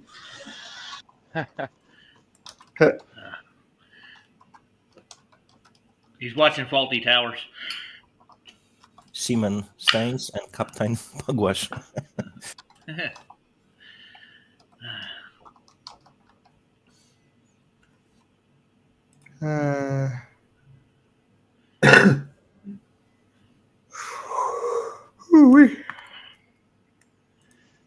Wow. So I'll definitely do the Zach Star show next time, rather. Doesn't help starting his video now. It's far too late. I had Lev and Bev in my stream last night. I was mixing their names up. It was pretty funny. I kept calling Bev Lev and Lev Bev. Lev Bev. Bev on the Lev.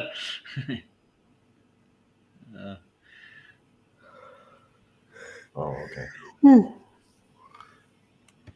Cubby Bear came in, helped me out with them.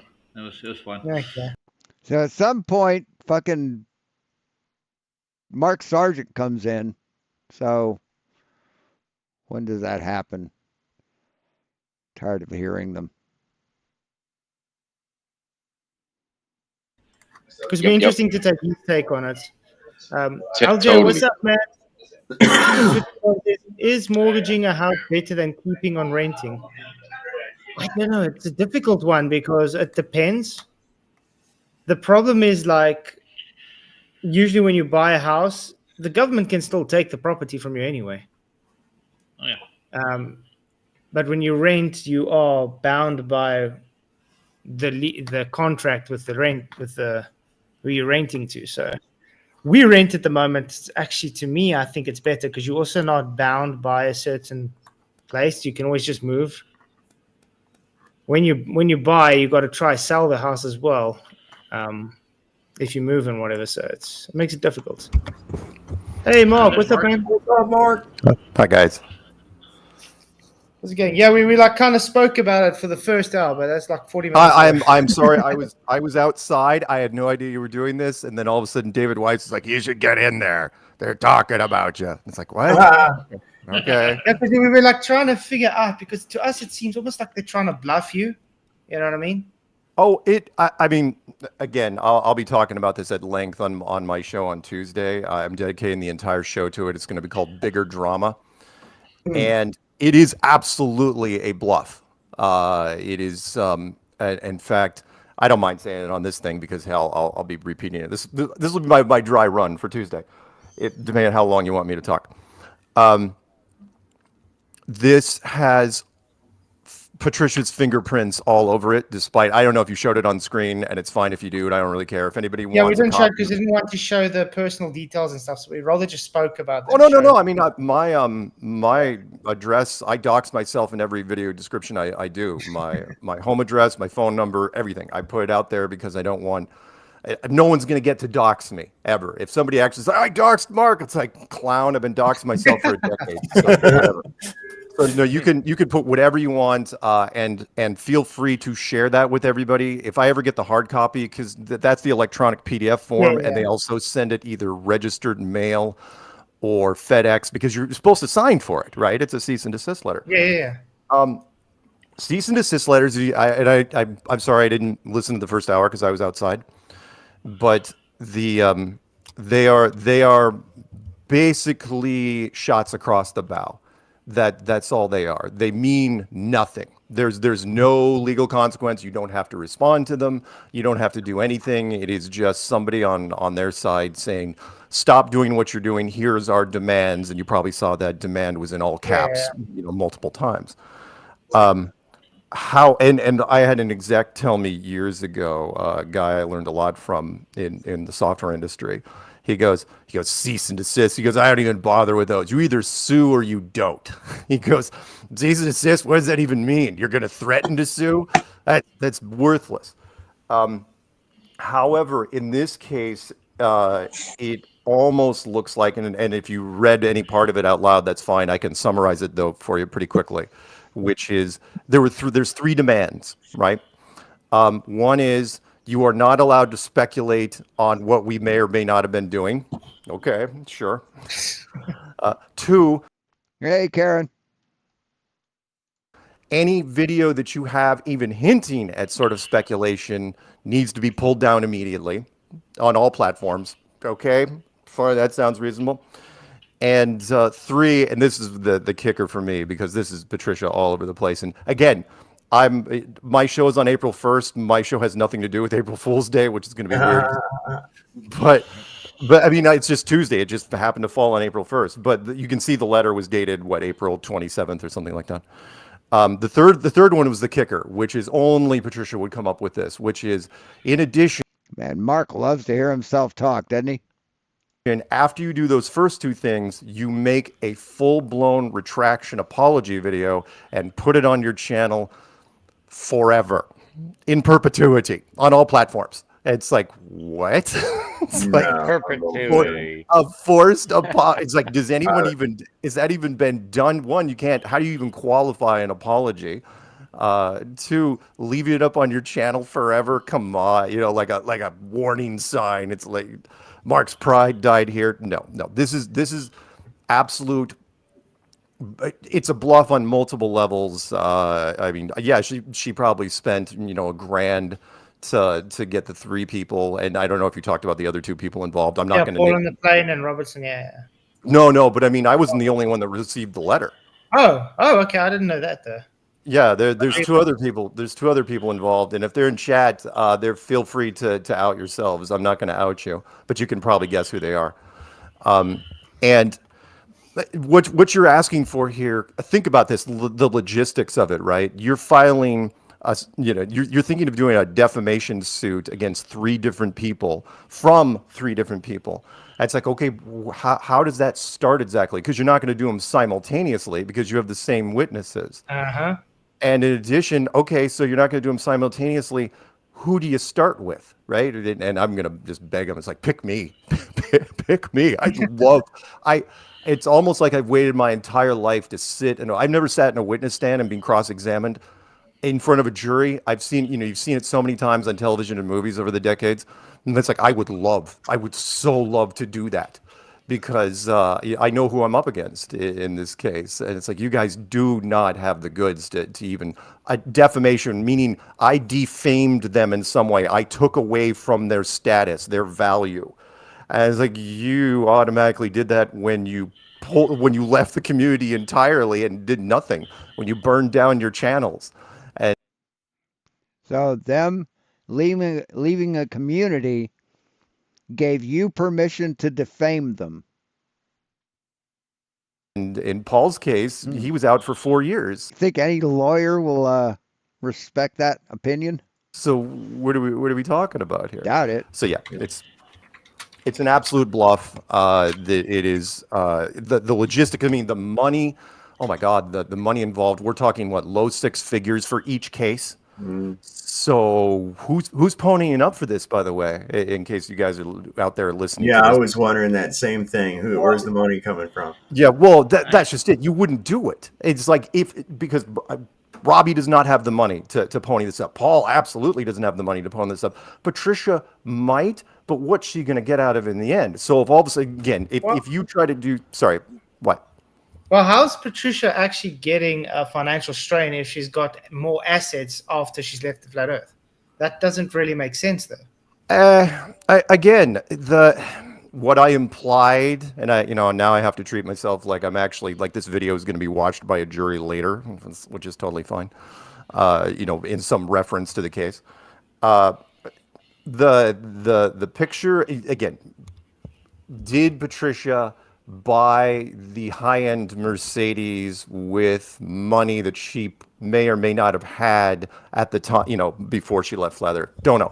Her money's from inheritance. Both her parents died when she was relatively young, and so it was a sizable estate. So she hasn't worked for years and won't ever have to, as far as I know. But the car, what I've been trying to imply to people is the car was a really bad look, which is you don't buy a really high-end Mercedes 4 weeks before you leave Flat Earth. You just don't, because why? What concern of her buying a car is it of yours? I don't care where the money came from. It's a bad look. Nobody in the truth community is going to look at that. It's like, well, truth community. I love when they call themselves the truth community. This is fucking adorable. Probably doesn't mean a damn thing. I mean, you put a shiny red bow on it. Which, by the way, why would you do that? You only put bows on cars when you're giving it to people. Usually, it's when a guy gives. So he's had his wrench taken away. The anti-Semitic piece of shit King Nico is up for grabs, guys. Woman a car. It's like, oh look, here's it. Usually at Christmas, that's when you put a shiny red bow on it. So it was bad. But the point I'm getting at here is if they decide, and they're not going to do it, to run 3 successive defamation suits, right? Because again, you can't do it simultaneously. Because logistics would be a nightmare. Three judges, 3 juries. I mean, the same witnesses. How does that work? And who do you start with? And once you do that, it's like, okay, again, where would the money come from? Because 2 of those 3 people absolutely couldn't even afford one of these suits. Defamation suits are one of the most expensive suits you can do. They're extremely hard to win because you have to prove intent. You have to prove malicious intent. Yeah. That I was going out of my way to destroy her. And I have said multiple times during interviews, I said, look, I still consider, up until very recently, these people were my friends. I don't hate them. And look, everyone, I mean, you guys probably don't have a price, but many people have a price. And whatever it was, do I think they were acting very suspiciously and took it? Yes, I do. Do I have a right to say that? Yes, I do. I mean, hell. Yeah, and you can suffer the consequences if what you say is slander. The internet speculation and hearsay and rumor and innuendo and all that stuff. So the scope of the implications of this case in general are a nightmare. Any judge that looks at this, that comes across his desk, would break out in a cold sweat. Any lawyer who looks at this would tell you to shut the fuck up. Because you can't take this case. I mean, it goes into free speech, goes into censorship, goes into all sorts of fun things that you just don't want to do. And so that's where I am. So I'm considering it's a bluff. I think it's a last-ditch effort on their part to just throw it out there. Lots of people get spooked when they see a lawyer's letterhead. There's people that freak out. Shot across the bow is still a shot across the bow, and some people are going to react badly to it. For me, I'm just going to point and laugh at it, but I can't speak to the other 2 people that are getting these letters. Who knows what they'll do? I mean, they may counter with actual legal action. Have you guys thought of that? And by the way, I don't think poor Paul. Paul, I think, is just being drug along for the ride. This for me is 90% Patricia. Anyway, sorry, I'm rambling. That's not Hey, a can I ramble. can I ask you about that real quick? Yeah. Man, man, I heard Paul kind of got screwed out of this deal. Is that true or not? Paul. Okay. Lost ass. Paul still was. Look, Paul wasn't without sin. Let's put it that way. If you guys followed the Axion thing, you know all this stuff. I didn't follow it. I didn't follow Okay. it at all. I knew he was in on it, but I heard he got screwed out of it, and I heard he was kind of a victim in the end. But I don't know how true lost that is. money. But I don't know how true that is. well, okay, everybody lost money on the deal. I mean, come on, Axion died. It was a rug pull, and it was. But did Patricia and Robbie get money out of the end of it? No, everybody lost. Everybody lost. The key. Everybody lost. The thing with crypto is one of the hidden scams within crypto is everybody thinks they are going to get out before the rug pull, including the people that are selling it. And in this case, you guys ever want archives? We downloaded everything before they pulled the channel very recently, which was they sold a crypto called Axion, AXION, and they sold it from summer of 20 to late spring of 2021. He was hacked immediately, quote unquote hacked. It was taken to zero multiple times. And when the episode, and I could send you the link. The episode that their last video, because they made videos, on this YouTube channel called Axion Today, and the last one, Robbie was having a freaking meltdown because he realized it was over. It was like they had to walk away, and they walked away from the channel, never to look back, and which was dumb because they left it up for 3 years up until recently. And then once we started posting that channel on Facebook, it was gone in 12 hours, erased. No, never to be seen again. That's okay. By that time, we had grabbed everything from it. Paul, and again, it was the three of them. The three people, by the way. If you wonder where the collusion is and why there's only three people listed, Patricia Steer, Robbie Davidson, and Paul Lindbergh, on this thing, it's because they were the only three people that were part of the Axion Today crypto channel. They were the only ones, and so and they were the ones. Why this is happening is when I did episode. Weiss got in on it for a minute, but then he jumped out real quick. I think he was in there for like 3 weeks. David doesn't mind telling people. I'm not going to tell you how much he lost, but David tried to get in on it. He tried to invest. Why not? He was getting recommendations from Robbie. Robbie's like, oh yeah, how many times we heard this? It's a sure thing. Bet on that horse. All right, fuck this. It's Sunday. No one's going anywhere. Your channels are taking away all my thunder. So whatever. We're good to go with that. We got a few guests with us tonight. We've got Ironton Auditor. We got Artie's Corporate Fiction and Burn the Corporate Fiction. I'm going to go around the table here one time. I'll start up here in the top with Ironton Auditor. Go ahead and let us know a little bit of something about yourself there, Ironton. Well, now I'm not sure if he did. Yeah, he was a flat earther at that time. Well, I think pretty much everybody out there knows who I am by now. I've been blasted around here and there, kind of like Chili's lapdog for a little while. So his whole following knows me for sure, and I think most of your chat does.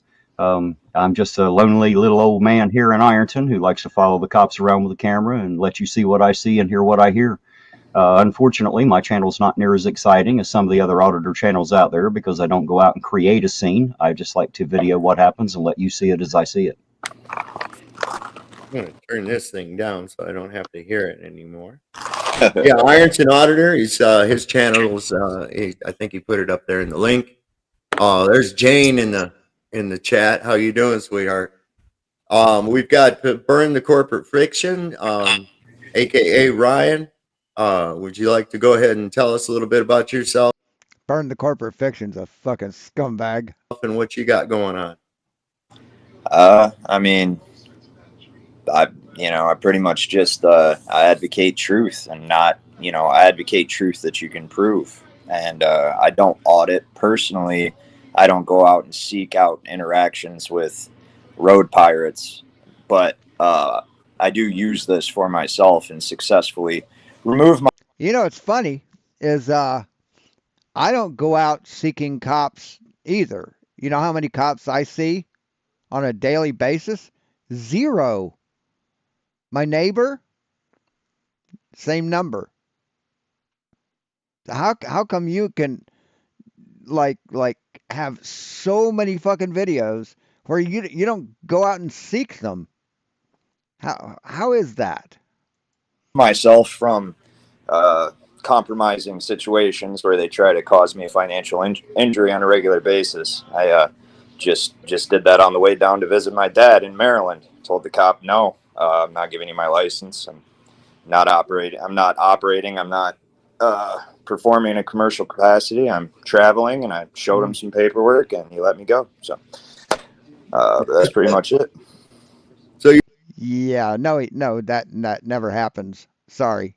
You're actually doing, you're actually walking the walk. Yeah, I do it I mean, citation needed, motherfucker. for myself. Yeah, I don't go out and I don't seek. I'll teach anybody who wants to learn, but I don't go out and intentionally try to provoke. You know, like I said, the road pirates, because a lot of them, they don't know any of this stuff either. Road pirates. So, and then their egos won't. Road pirates collecting a booty for or a bounty on your on you breaking the law. Allow them to accept the fact that they don't have, non-consensual authority. You know, if dumb motherfuckers like you wouldn't break the law, the road pirates would have nothing to fucking do. You give them a job, dude. Over somebody, they just can't possibly, So even when you do approach them, like a lot of these auditors I see, they're not very tactful, and they instead like to just provoke.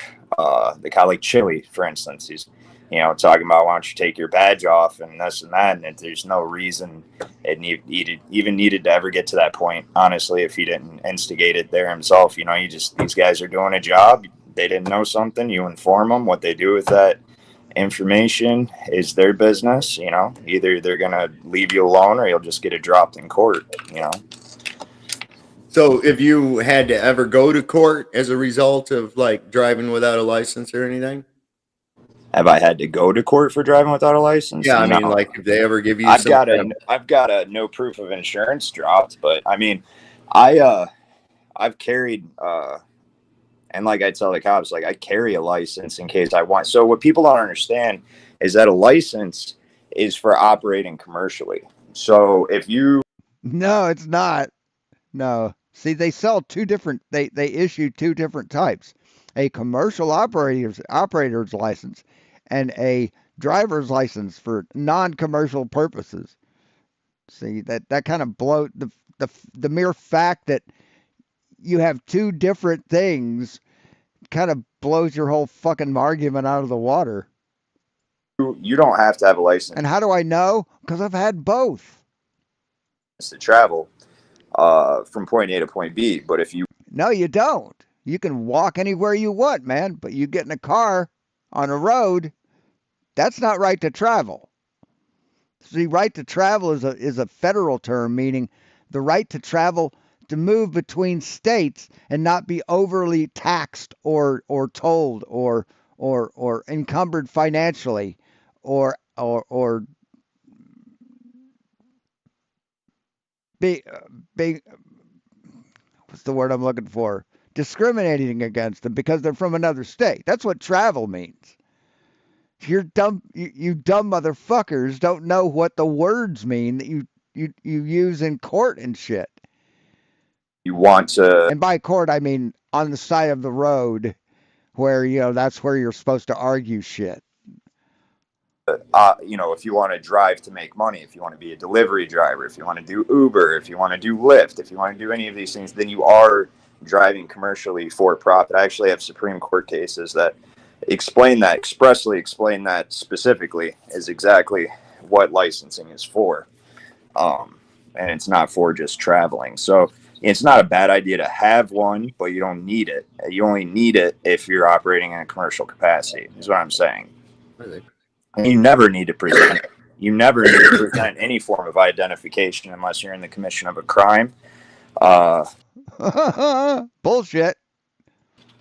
Or you're operating commercially. So bullshit. I've got Artie's Corporate Fiction with us tonight. Artie's got a pretty good sized channel out there. It's quite an honor to have you here. Hey, A little backstory as to how he got here was I was in his chat. I'd seen that he subscribed to me, and I like to watch his thing. And it was covering a court case, and I was listening to the shit the judge was saying, and I just commented, I said, "This is a bunch of corporate bullshit." And he goes, "Would you like to have a discussion?" And I was like, "You know what? Yeah, that'd be pretty cool because, a lot of that it is just a bunch of corporate horse shit." And Artie, tell us a little bit about your channel. You're a little bit kind of on the other side of this, aren't you? Yes, I am Artie of Artie's Corporate Fiction. I run a YouTube channel, have been for the last couple of years. I am a licensed attorney from the states of New York and New Jersey. I have been for about 11 years now. Yeah, about 11 years now. I've been a licensed attorney for the states of New York and New Jersey.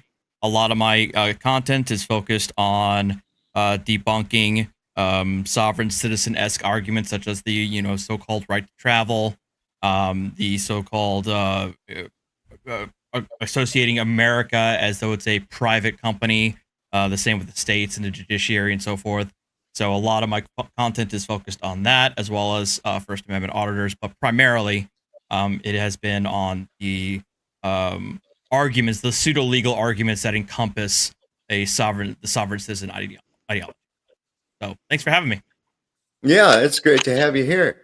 Well, that's like I was saying earlier, that whole idea of the sovereign citizen. I think that a lot of times, and I've seen it so many times in some of the stuff that you featured, is where somebody is actually trying to straddle the fence, and be a sovereign citizen, whereas it's kind of an oxymoron. It is. You could say it is, but it's a general label. It's a jobless employee. When you say I'm a sovereign citizen, you're saying I'm a jobless employee. Well, I agree. Well, you're right. Those two words can be oxymorons, but I would like to point that it was the original purveyors of the sort of tax protester / right to travel arguments, who they themselves coined themselves as sovereign citizens. Yeah, so this wasn't something that was invented by the government to label people. It's simply a catch-all term. It's simply a catch-all term that encompasses these kinds of arguments. That was conspiracy theorists that was created by the government to label those type of people. You're right, not the sob sit thing. That's a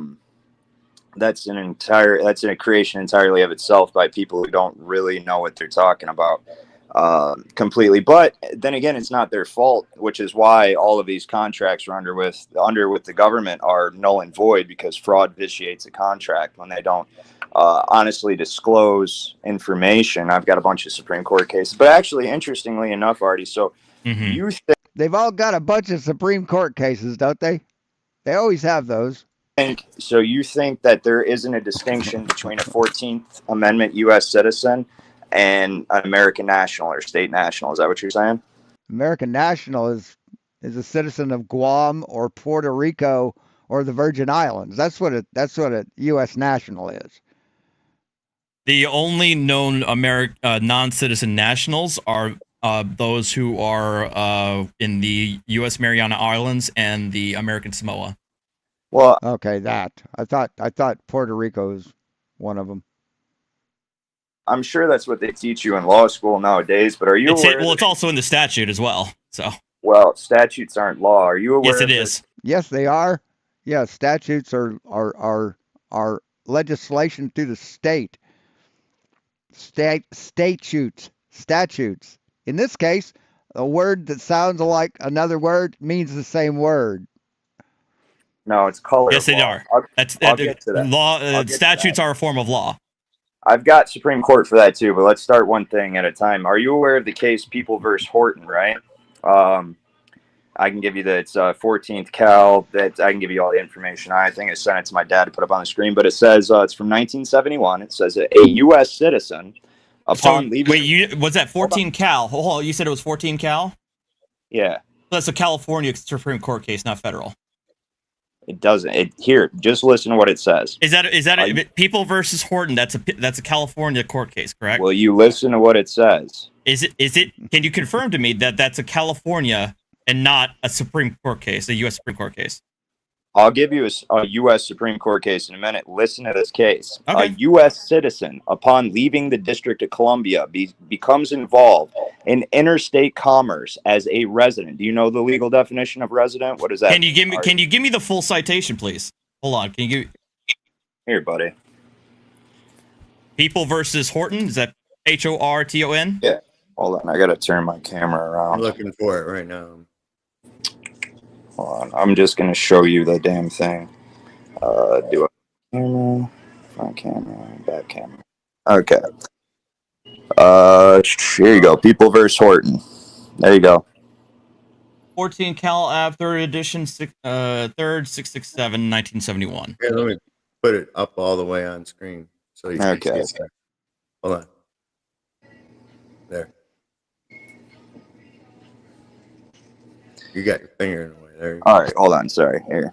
I was getting out of there. So anyway, can you give me a synopsis of the case, the facts of the case? How about you stop interrupting me and let me finish reading Hold on. one sentence.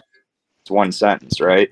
So, anyways, a U.S. citizen, upon leaving the District of Columbia, becomes involved in interstate commerce as a resident, does not have the common law right to travel of a citizen of one of the several states. And this is just one of many court cases I'm going to show you that proves there's two citizenships. Okay, so in that, so are you done with? Is that hold on, settle down? Is that the full Is that the full quote you're getting out of there? Yeah. Okay, so I have the case in front of me out of Lexis, and that statement is nowhere in the decision. Common law. You said common right. I got common's not in there. You said DC, the District of Columbia, right? Columbia. Right. That's not in there. Resident. Is that resident's not even in there either? Okay. Yeah, I'm sure. Anyway, how about this? Okay. All right. Find me another one. Okay. How about this one? Wheeling Steel Court versus Fox. Therefore, the United Citizens or the U.S. Hold on. If you're going to give me citations, give me the full site so I can look it up along with you. Right? We're going to do this together. Okay, let's do it together. Now, what's the next one? Where is it? I'm looking for it. It's right there. Wheeling Steel Court versus Fox. 298 US 193. Let's see here. Wheeling Steel Corporation versus Fox. Decided 1936. Let me see here. Appeal from a judgment for the Circuit Court of West Virginia in a statutory proceeding for the review of a tax assessment. Supreme Court of Appeals of the state denied a writ of error, the judgment having been entered pursuant to its decision on the previous review. Right. So it says, in this case, therefore, the U.S. citizens residing in one of the states of the Union are classified as property and franchises of the federal government as an individual entity. Okay. Let me see here. Property. Statutes, allocation, institution of property which has no jurisdiction. I've had lots of instances of property. Can you repeat that quote again for me, please? Yes. Therefore, the U.S. citizens residing in one of the states of the Union are classified as property and franchises of the federal government as an individual entity. Let me see here. I have franchise. No, there's no franchises of the U.S. government. This is resident. I looked this stuff up on case text, and I have no idea what you're looking this up on that you can't seem to find. Lexis Advance. Okay, and what? Let's see. You said resident is you said U.S. citizen. Therefore, the U.S. citizens residing in one of the several states of the Union, or in one of the states of the Union, are classified as property and franchises of the federal government. Let me see here. Citizens not even in here. Yeah, I'm sure, dude. You're gonna franchise. Franchise is not there. Franchise is not there. I don't believe you. We do have reside at least. Let's see here. So I don't believe you. I think so. Here's the thing. It sounds. Hold up. Can you pull it? Can we pull this? Is there a way that we can pull up what you're seeing, Artie? Oh, yes, absolutely. We can. Because I think that's where the confusion lies. I think you guys are looking at two different sources, and that might be where we're getting some differences. Because according to Burn the Corporate Fiction, what his source is saying one thing, and yours is got a different lexicon to it. So okay, so here we go. As you can see, it said Wheeling Steel Corporation versus Fox, correct? 298 US 193. So do you have the actual transcript, or are you just looking at a summary? No, I have. This is the entirety of the case. Okay, is that a summary, or is that actually what was said? It's the actual case, the opinion, the actual case, the syllabus, and the full opinion. Okay, so what you're saying is that all right, let's look. Let's look. You said, what was your direct quote that you said here? What is this website? I said, therefore. See, sovereign citizens and flat earthers, they're two sides of the same coin. For U.S. citizens, you could basically take any sovereign citizen argument, replace it with flat earther, and it would be the same thing. Citizens residing in one of the states of the union are classified as property and franchises of the federal government as an individual entity. See, residing is not there. Union. Let me see here. Union Refrigerator Transit versus Kentucky. Union Refrigerator. So nothing in there. It seems to me that your sources aren't exactly accurate. Like case text is not accurate. Justia is not accurate. Give me a fucking break, dude. What are you? What Shapiro versus what pamphlet are you looking in? What do you mean? What pamphlet? What are you reading off of? What's your book that you're reading off of? That you're getting these that you're citing these cases. I find these cases that were cited in other void judgments. That's what I thought.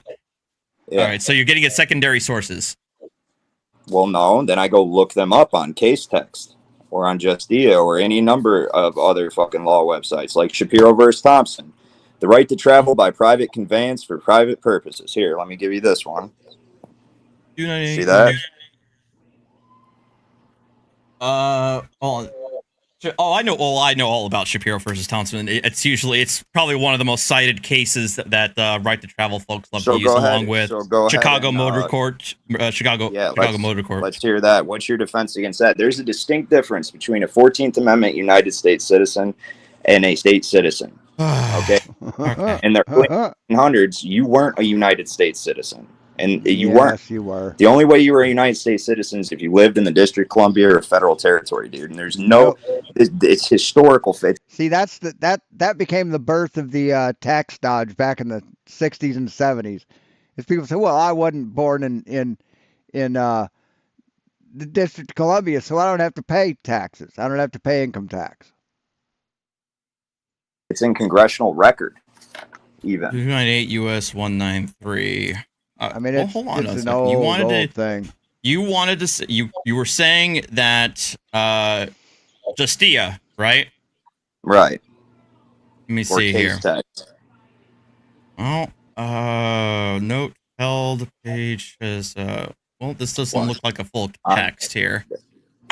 Aha, here we go.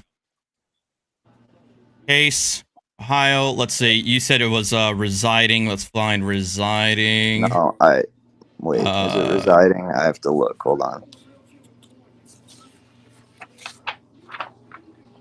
Where the fuck did it go?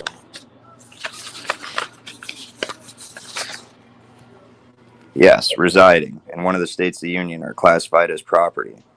Control F, residing. And an individual entity. Okay, how about the entity? How about that? Nope, nothing in entity. Individual. There's mailed to customers from individual plants. That's not it. And then individuals from the rest of the page. So this is from Justia, and it doesn't seem like your sources are on there. What about Shapiro versus Thompson? All right, let's What go do to you have to say all about right. that? All right, so we took care of that. That's pretty inaccurate. And you said Shapiro versus Thompson. What was your quote from No, Shapiro it's versus not Thompson? inaccurate, but I'm going to go ahead and I'm going to You said you relied on Justia as a reliable source. We just went to Justia. Oh, you want to go to Case Text? We can go to Case Text. Why not? We can do that too. Let's go. Let's go. Wheeling Steel Corp versus Fox. Oh, for fuck's sake! Of course, they got a paywall. Wait, is this the right Case Text or get scammed? Yes, it's the one Yes, I always right. use. I don't go through fucking Google. But it's behind a paywall. So unfortunately, we can't confirm whether or not Case Text is accurate. But we already debunked one of your reliable sources. You didn't. I just did. No, you didn't. What I went to about, Justia. Looked up You Wheeler, didn't. and Wheeler matches What about with this? What about Wheeler this? matches with Alexis Advance. But we could go to Shapiro versus Thompson. Let's go. Okay, Let's what go. about Shapiro versus Thompson? What's the quote? The quote is: "The right to travel by private conveyance for private purchases upon the common way cannot be infringed. No license or permission is required to travel." So it says the rights of the individuals are restricted only to the extent that they have been voluntarily surrendered by the citizenship to the agencies of government. And this is another indication of the difference between 14th Amendment citizen and a state. So the only thing for license is footnote. We implied to no view the validity of waiting period or residence requirements determining eligibility to vote, eligibility to tuition free education, to obtain a license to practice a profession or to hunt or fish and so forth. So the requirements may promote compelling state interests. So on the one hand, or on the other, may not be penalties upon the exercise of the constitutional right of interstate travel. So that's not the quote you're looking for. What was the other words that we can look at? This is the quote I'm talking about. Mhm. Okay. It says this. Where the fuck did it go? Hold on. You've got me fucking flustered because I'm challenging you. No, because I want to break your stupid fucking neck. But Yeah. Come on, man. Oh man, come on. I do want to burn the corporate fiction now. All right, what about this? What about this? How about Stock this versus one? medical examiners. Here, I definitely need to give you that. All right. Give me 1 second. So I can get the man. full quote. Stock versus medical examiners. Yes. Can you give me the site? It's 94 CA 2D 751 2.211 P2D 289. There's fucking a bunch of stuff in here. Can I see what it looks like? Might be, Yeah, I'm trying to show you. Hang on, I got it. Let me bring it up. Can you read it? There we go. 94 CA 2D 751. I'm getting good at this technographical stuff. Okay, so it's misspelled actually. Well, according to this, it says stuck versus medical examiners. Then I copied and fucking printed this one, so I could have mistyped it. It's fine. Let me see if I can get it from. What were we just? Justia. Let me see if Justia has it. Stuck versus medical examiners.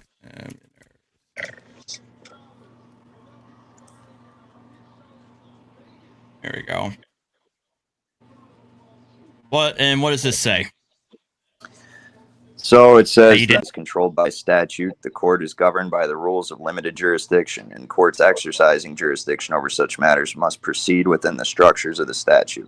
The state citizen is immune from any and all government attacks and procedure absent contract, which is what I'm kind of trying to get into with the difference between 14, which you know goddamn well because I have. Let me see here. So absent is not here. So absent absent contract, that's not here. What was the other words? Let me see what. That was a quote from contract isn't even in here.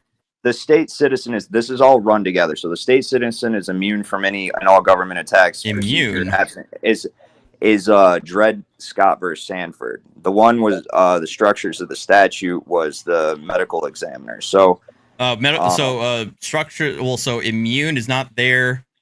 You said structure. No, I just said that one is, dude. I can't deal with this fucking guy. He keeps interrupting me. Listen. Well, settle down. Just settle down. Make No, your points. You guys don't. It's starting to get ego shit going on. Let's not have that. He's a fucking little Jewy lawyer fuck, and I want to hang him. Yeah, he's not Jewish. He's not Jewish. Come on. I love how that's the first thing I get from people whenever I have a conversation. They always, you know what the fuck your people do, you cocksucker. Dude, I'm Puerto Rican. Settle down, Ben. Not a good look. Not a good look. He mad.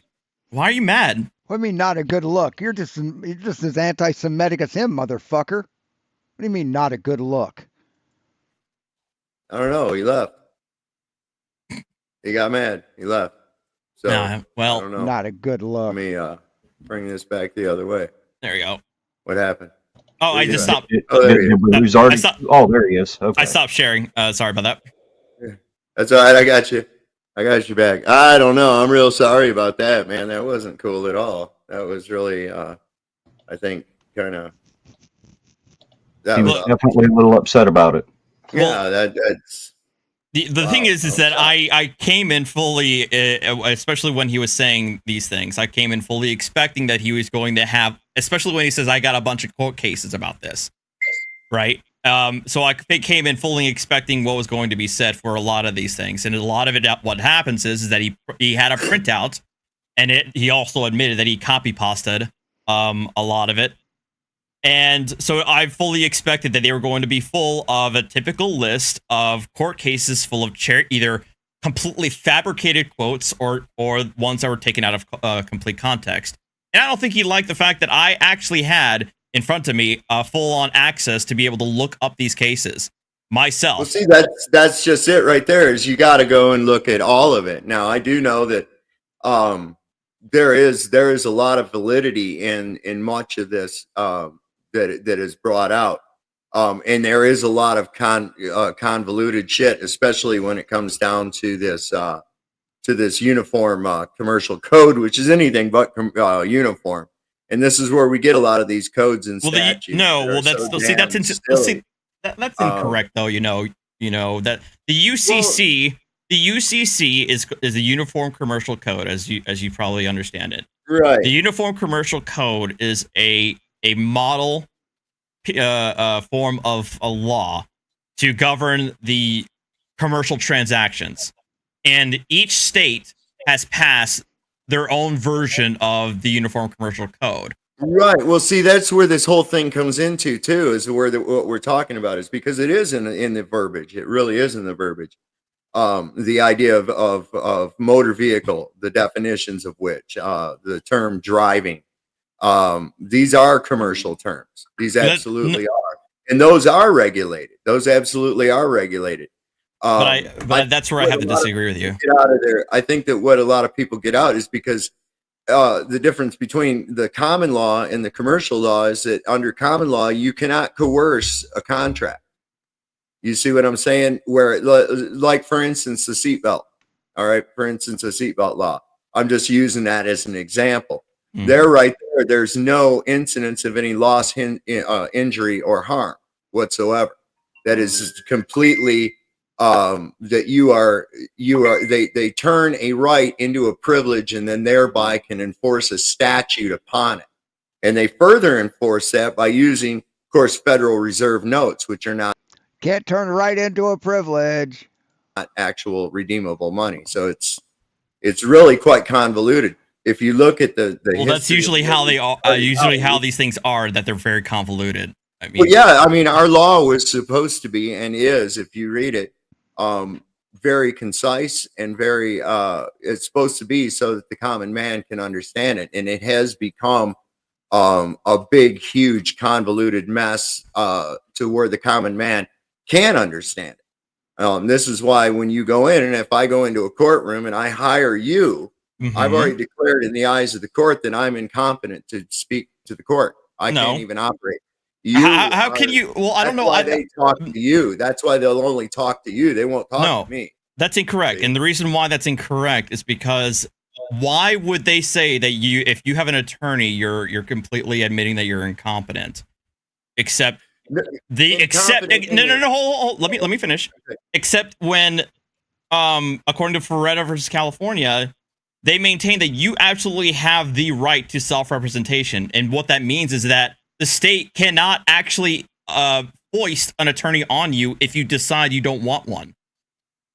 Oh yeah, well, I've seen where they won't, where they'll actually force you to take one of their attorneys. I mean, I've actually witnessed. That's what happens at a Ferretta hearing. This is ridiculous. It is ridiculous. It's almost and if you've got to admit you've been in there, it's nothing like the common layman thinks.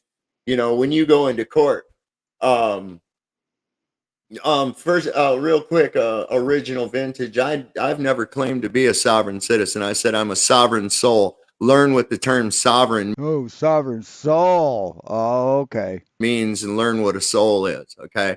Although I do espouse physical liberty and freedom, and I do question where does this bullshit come from? Because you have to admit, Artie, as much time I've been in court, you've been in court. It's nothing like what these people think it is on TV. They watch LA Law and shit, and they think it's some. It's not. It's a grist mill. It's a fucking banker grist. LA Law. Fuck, LA Law went off the air before the turn of the century. What the fuck? Mill. And it's all it is you go in as my attorney and you make a fucking deal with those people. And that's it right there. Nobody wants to take it to actual court. They want to they just go in there, they work out a deal. You say you did this, I'll say I did that. You go ahead and here you go. You pay this amount of money. It's all done. Okay. Hey, Sovereign. I hate to interrupt, but I have to jump off here for a bit. And if you're still on, I will be back though. I have something I have to go take care of. Right. Absolutely. So y'all have a great evening, a great stream. Hello and goodbye to everybody in the chat. And thanks for joining us tonight, Artie. I really appreciate it. I always love hearing both sides of everything. Take care, man. I'm going to put this down here. Joe Cool's in the audience if you'd like to come up and talk a little bit too.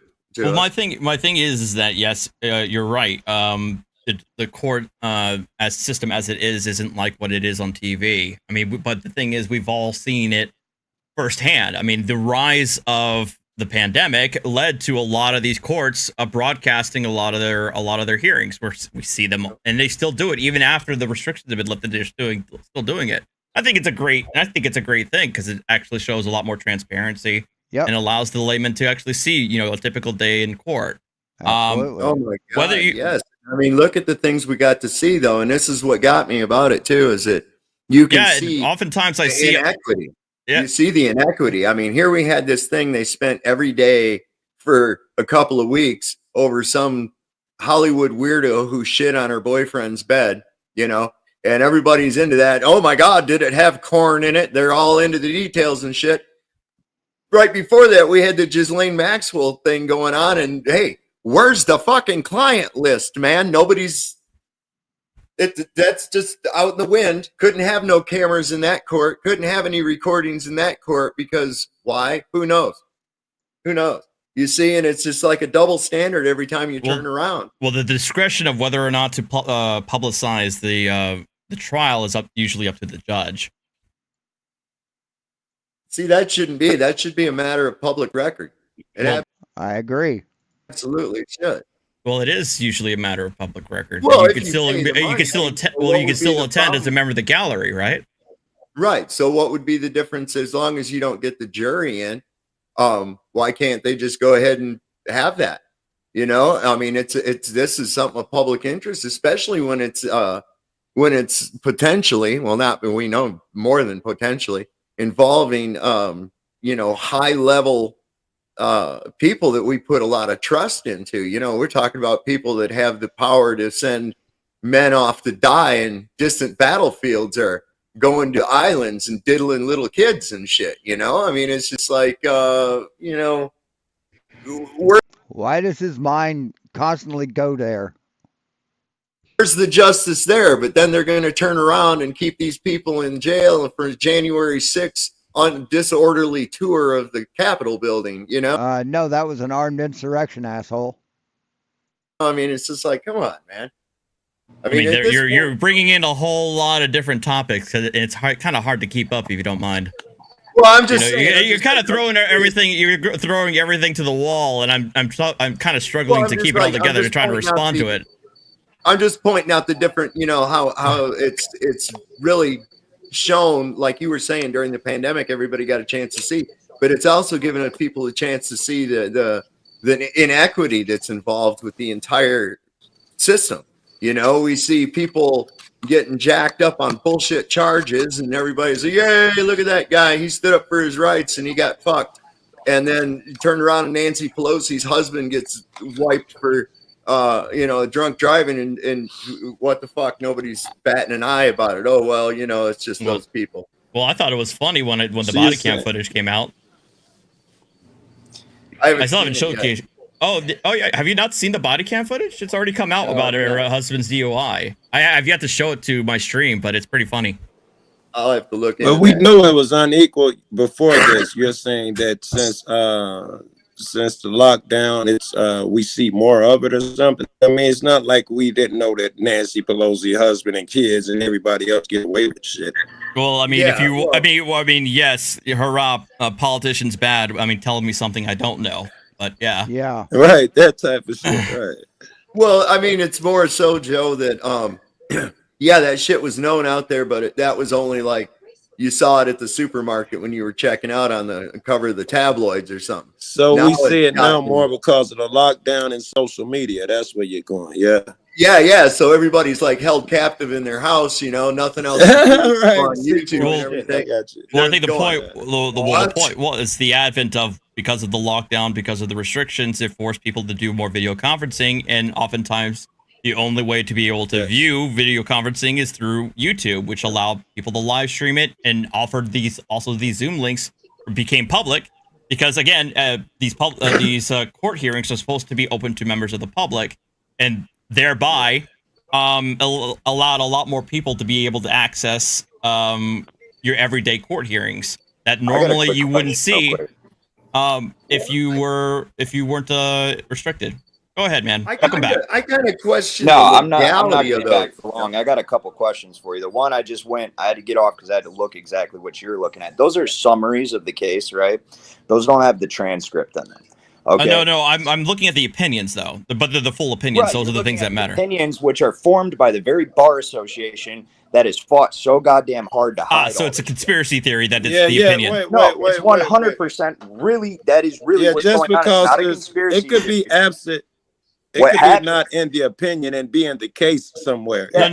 Joe Cool. I quoted him the exact opinions that are the actual law. That's what matters. Let me finish. Yeah, of course they're not going to put this. Go ahead, man. Go ahead, man. Don't fly off the handle this time.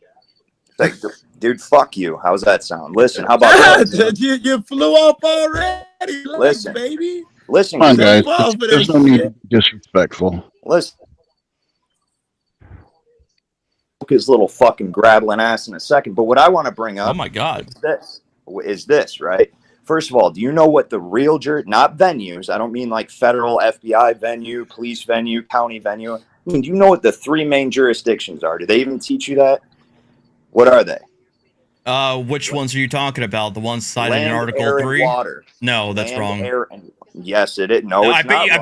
I bet you think it's an acronym for law, right? No, land, air, water. Is that where you got it from? I think it fits nicely, and I use that, but I don't think that's exactly where it came from. Is there a difference between a common law jurisdiction and a commercial jurisdiction? You dishonest little traveler. There's not. How is there not a difference? Okay, so there's a difference between common law, right? And then there's common law is a form of law, statutory law is a form of law. And so on and so forth. Common law usually is done through judicial precedent. Well, I'm explaining to you what the difference is between these things. A common law in the United States is through judicial precedent. It's usually law that's formulated through hundreds of years of judicial decisions hand down as precedent. Grablin And then, Association. and then, I'm not have name calling. in statutory law, definition of common law. in statute law is law that's passed by the respective legislatures of the state or the federal government. The only law in this country is the Constitution. You fuckhead. And you know that. You know this shit. Okay, do you know what the 10th Amendment says, though? Yeah, all states that are no powers delegated to the federal government through the Constitution. There's no need to be disrespectful, guys. Come on. Okay. No, let's not have you hey, buddy, you cut off there a second. You're gonna have to repeat it. There's no need to be disrespectful, guys. Come on. It's okay. You got an echo. Not you. Your name, the other guy. Sarah Page. I think you have an echo. Make sure you YouTube. Okay, so the 10th Amendment basically says any powers not delegated to the federal government through the Constitution are reserved to the states, respectively. Does that mean that the states are allowed to pass their own laws? No, it means that. Listen, the only laws. Yeah, it does. What are you talking about, dude? The only laws that can be passed are things that are in concordance with or in agreement with the Constitution. On no statute or anything has authority if it's not in congruence with the Constitution. Okay, period. yeah. And who determines what is or is not in congruence with the Constitution? Right on. That's the problem. But prior to the bankruptcy, there was a whole different attitude in the. Prior to the bankruptcy. Bankruptcy, the one in 1871, the 1861, the 1933. Yes, I know about the 1871. Are you going to start citing me the House Resolution 192?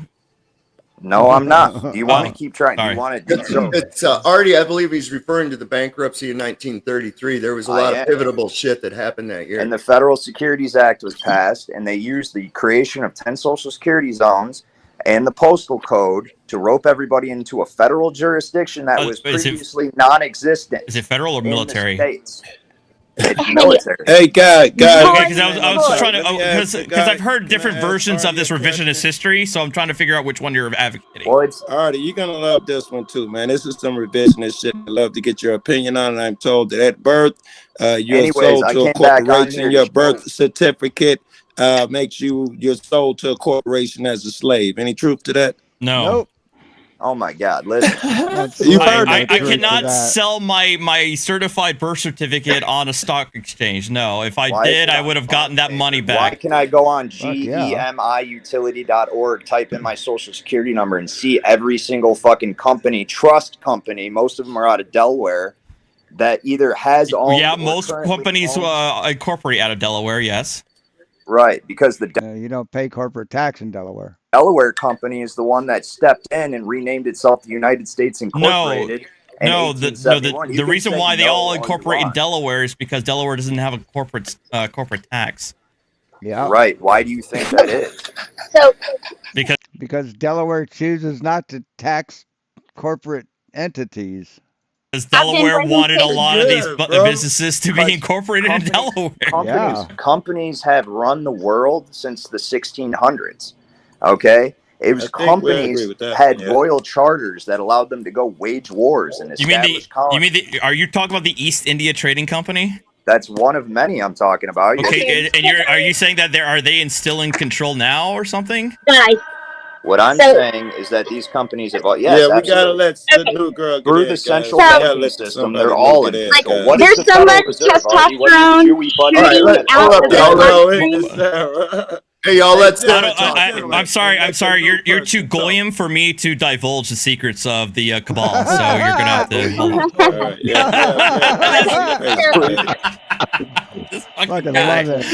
I've never actually met like a full blown anti-Semite soft citizen. So this is great. I love it. Where's your Jew gold, Artie? Where's your Jew gold? You know you're wearing. My Jew gold was all spent on my gaming PC. So not an anti-Semite. Or the original Jew, like Orthodox Jews, perfectly fine. You Ashkenazi pieces of shit. Hey, I'm gonna try this one more time. That's usually what they try to say to try to help themselves. Can you hear my mic? Can you catch my mic? Listen, I don't care. Hey, if I don't like a group of people because they have historically done hate to other countries. Okay, 1, 2, 3, clap mouse. Boys. Are you my mom? What is this? Go ahead, Joe. Okay, like for just I was just gonna few- say, let this Sarah get an opportunity to speak. She's been Yeah, man. patient, and you guys been monopolizing the conversation. Let her do it. Thank you. And I'm not trying to interrupt because I am trying to listen to the both of you. I cannot go against the both of you. For one, I'm not as smart as either of you gentlemen, but I have been reading a whole lot lately, and I kind of like right now. I want to back up Ryan. So and Artie, How are you? this is what I'm saying, okay? Like he was trying to explain, the average citizen, when you go to get the title for your vehicle or the registration for your vehicle, title you must have to prove, of course, that that is your vehicle. Mm-hmm. The registration is something that is voluntary in the corporate sense for them, No. but the majority No. Every vehicle has to be registered. of people, when you get a vehicle, you're considered a motor carrier. You are your own No. corporate entity, No, you're not. and then that's where the jurisdiction falls in. A commercial vehicle has many different definitions, but still in the same, a commercial vehicle is manufactured. Everybody goes to a car lot to purchase their car that was commercially manufactured. It is still a commercial vehicle, yet it is operated for non-business purposes, I don't know if which is that where holds the true, exemptions Okay. are. So Jurisdiction. hold on. Completely wrong. Yeah, for first thing, how's my mic? I turned down the mic volume. Am I better now? Yeah. Okay, perfect. All right. So the answer to that is no. I don't know where you get this idea that simply by registering your vehicle, you are telling the state that it is a commercial carrier or motor carrier. No, because No, that's not what I said. So then, what are you saying? I'm sorry. Go ahead. What I'm saying is, you do not have to register your vehicle unless you intend to be part of that corporate regulation. No. Okay, so that's where absolutely under what wrong. state statutes are you getting this from, or where are you getting this information from? Every state operates the same under that because each state follows the guidelines based on federal motor carrier safety regulations and the motor vehicle regulations. There are exemptions to every single bit of that. Every single bit of it. She's getting it all from me. You have Juan. there's no motor. You don't have to have operating authority. It's your vehicle. You're the one taking responsibility for that. And when you get out on the road, you go to the store, travel to A to B. You don't have to have a driver's license for that if you're using a commercial motor vehicle for non-business purposes. It's personal transportation considered to be an automobile. Now, if you're out on the road and you're out there, quote, driving, yes, you absolutely have to have all of those endorsements. But to get in your car, at that point, it becomes an automobile, and there is a distinction. If this was true, there wouldn't be a lawyer alive who would get a driver's license. Not a single one. Totally between the two times that can be proven. Okay, so And each state Sarah, follows the same guidelines. Sarah, she's getting it all from me.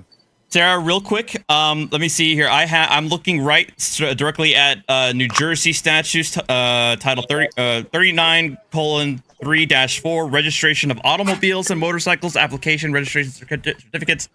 Acceptance here. Yes, acceptance. Yes, which is law. Except as herein after. Yes.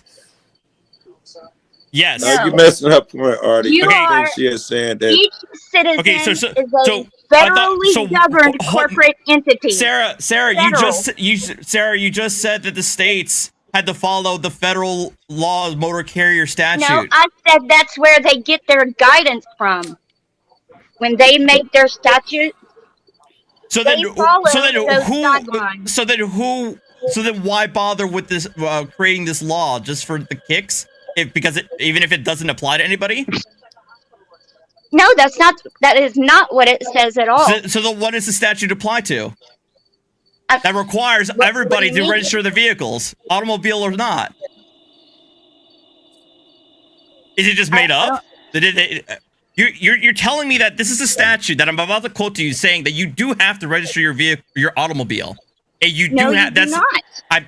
Sarah, listen to what I'm saying. Well, it did start out. I have to say that whole thing of registration and license plates was the vehicle anti-theft program, and it was voluntary.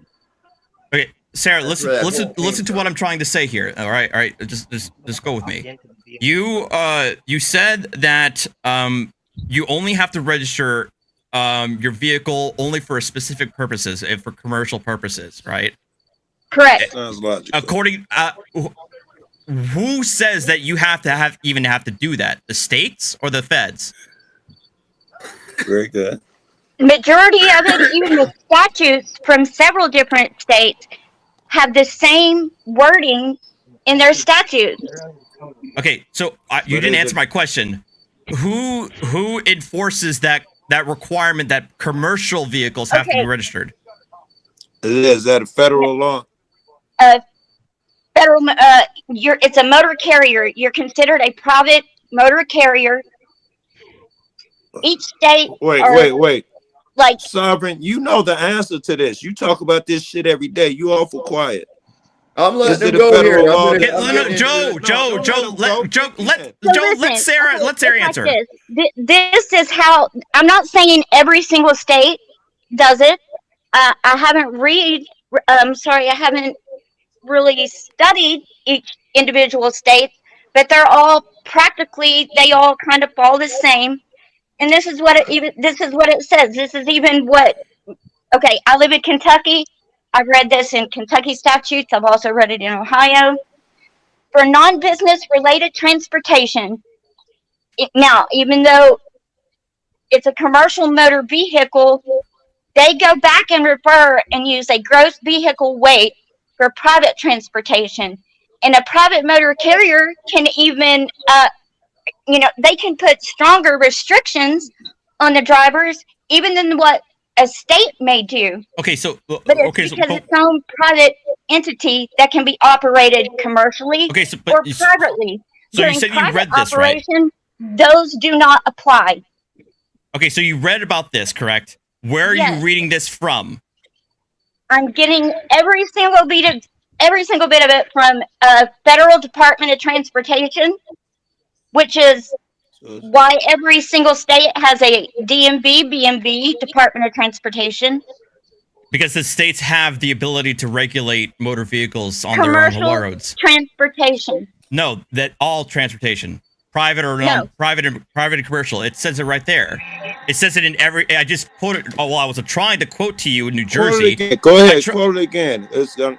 But here's the thing. I was trying to, right, Joe?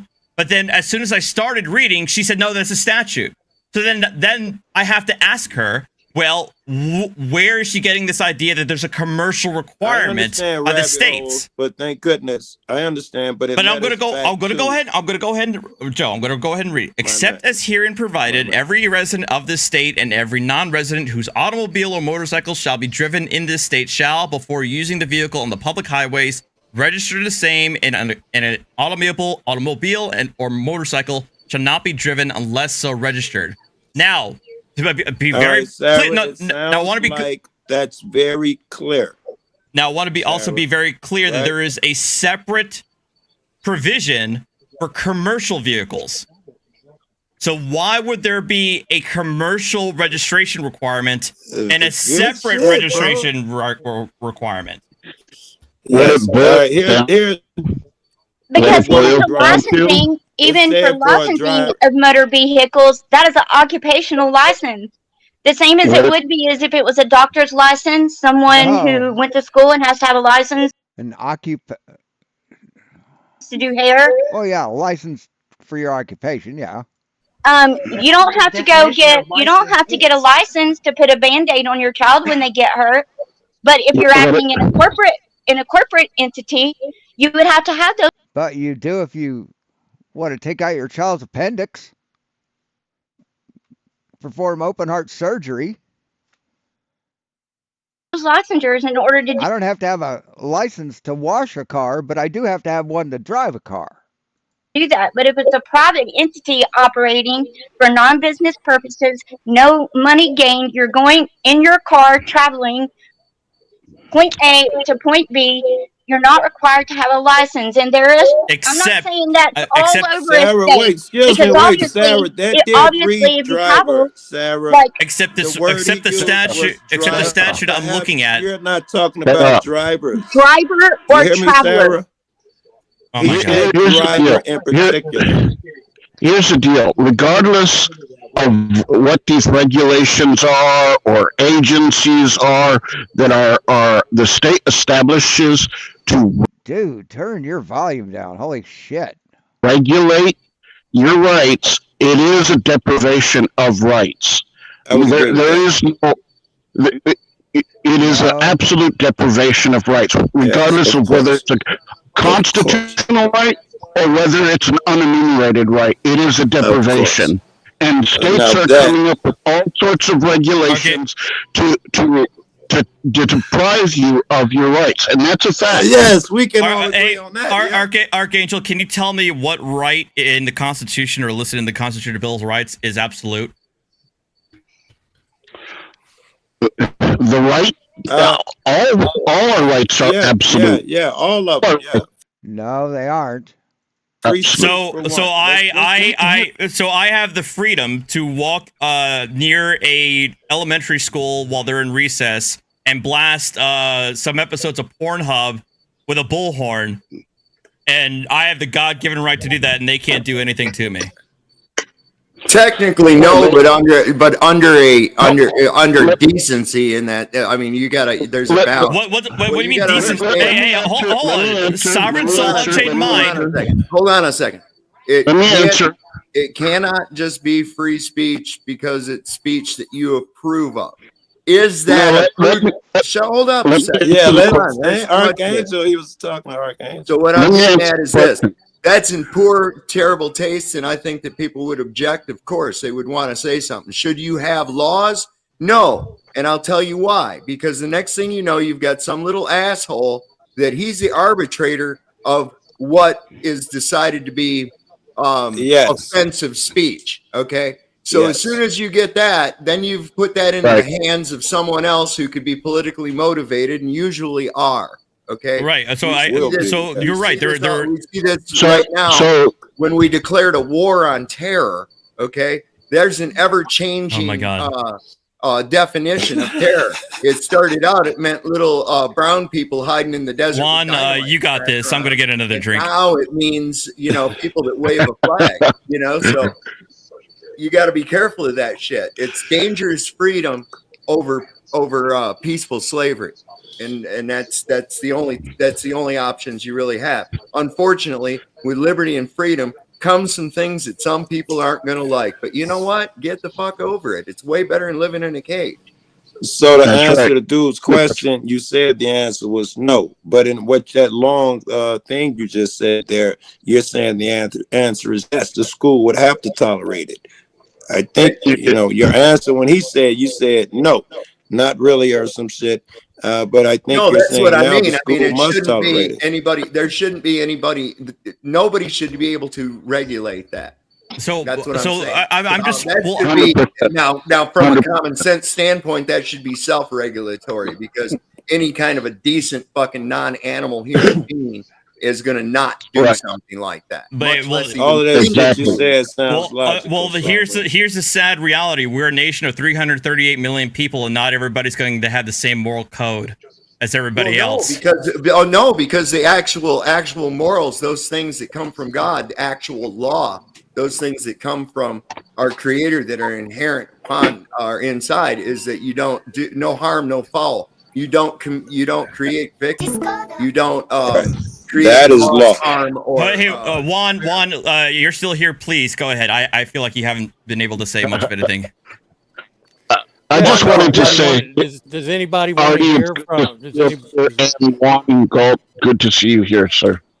Thank you. Does anybody want to hear from a constitutional law attorney of over 40 years who's litigated all the way up to the Supreme Court who was down. 50 years ago a sovereign citizen, pseudo lawyer. I'm totally down. I'm in. I'm all in. Where is it? Go I'm your ahead. Huckleberry. Preach. Is that true? A lot of what has been talked about on the right to travel, we made up back around 1969, 1971. All these other people are just now discovering it and are parroting and repeating everything that we used to say. Everything we Oh, I used hear to what you're say saying. back I then. misunderstood you. Yes, Yeah. and you're not saying you made it up. You got it from some 1929, 36 law, some probably the same shit I read. No, didn't get it from there at all. Made it all up. Okay. Just like earlier.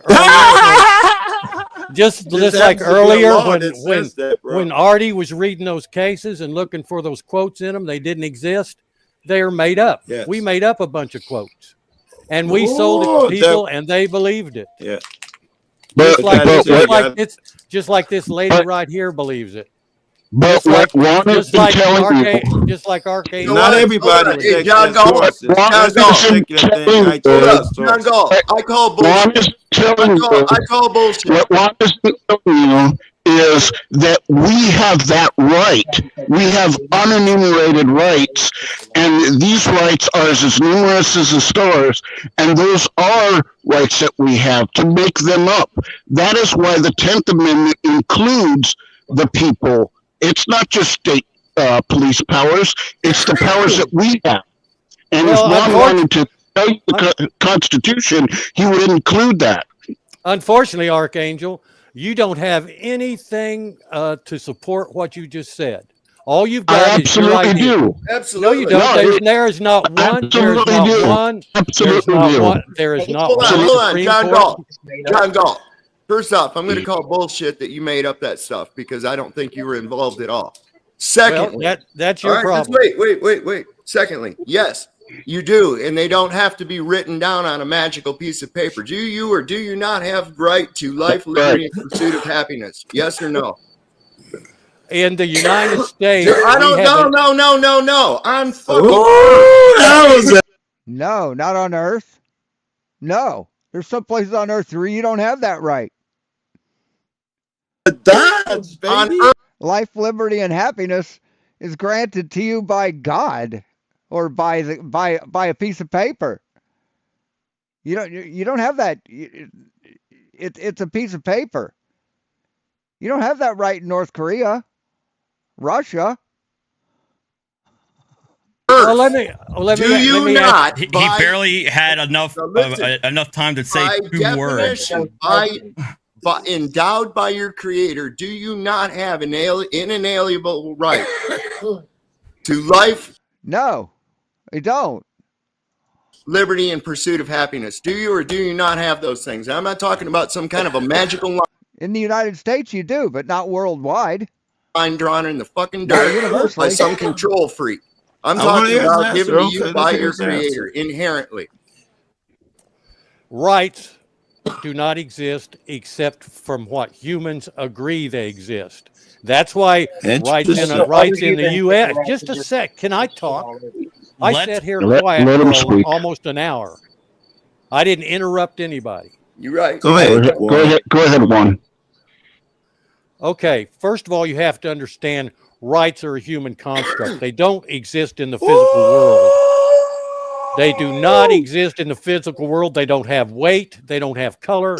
It's a philosophy that. Tell you what, mine have weight and they have color because you know who imports It's Crystal. Let him finish, Sovereign man. Come on.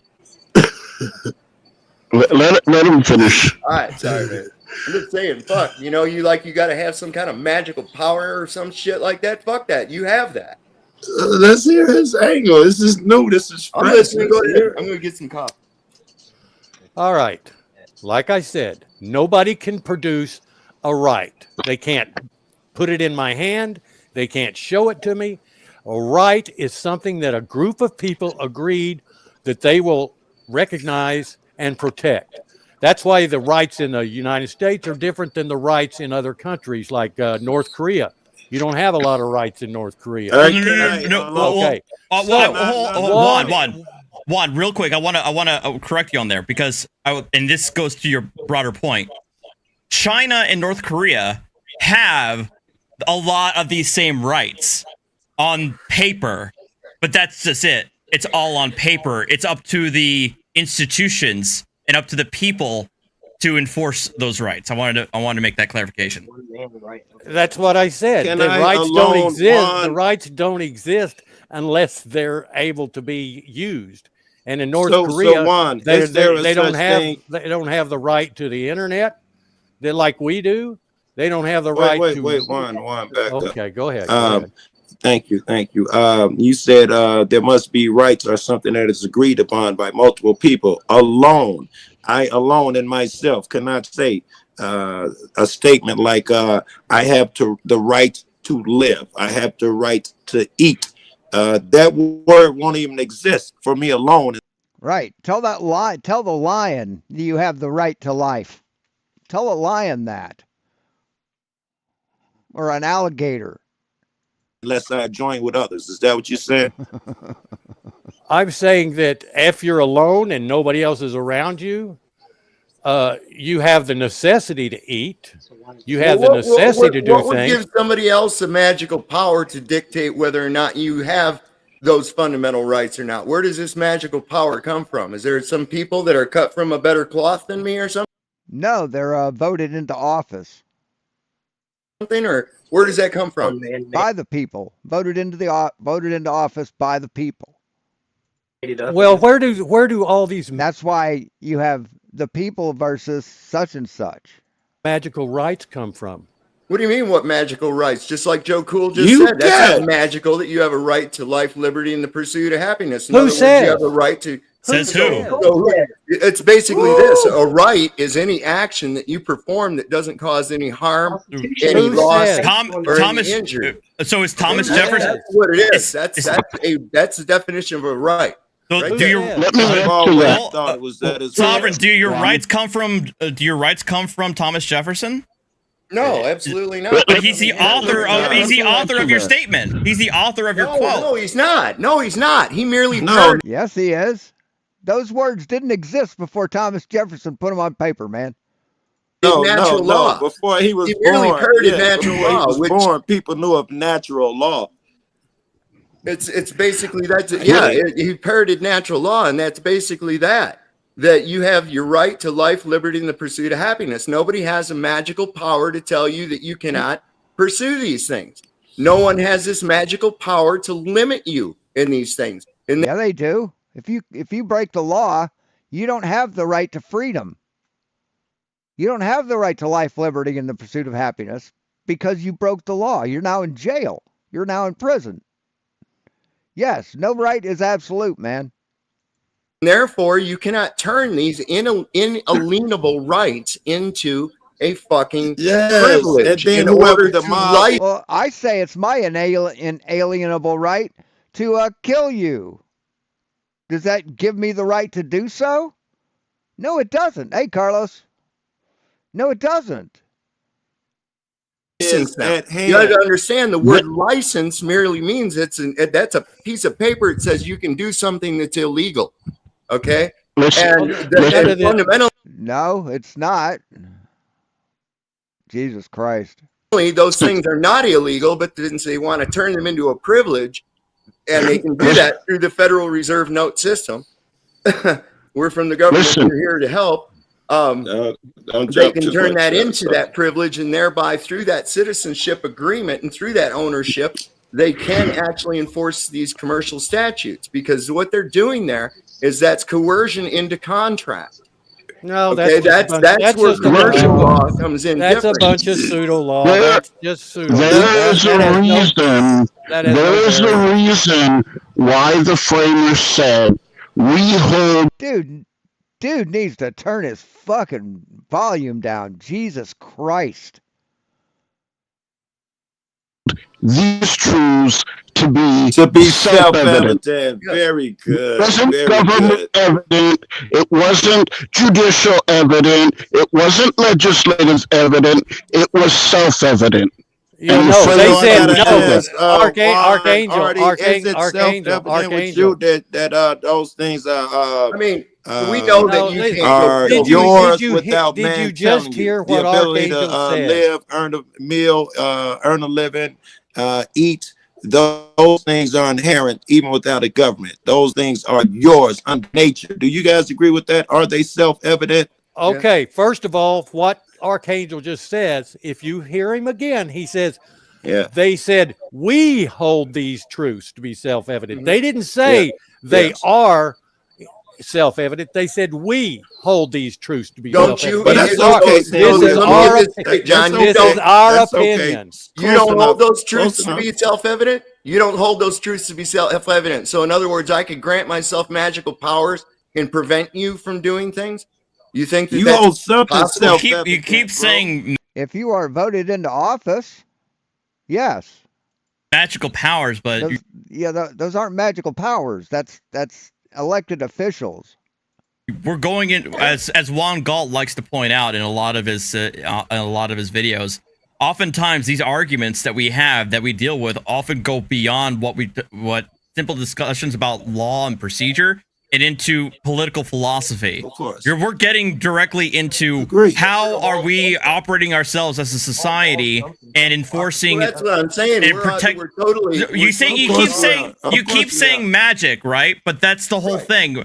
Governments are formed. Magical power. Look at these magical powers come along with magical lines. For instance, right now I can smoke marijuana, but if I step over a magical fucking line because of a magical piece of paper in that little magical area, then because of this magical piece of paper, now what I've done over here, and by that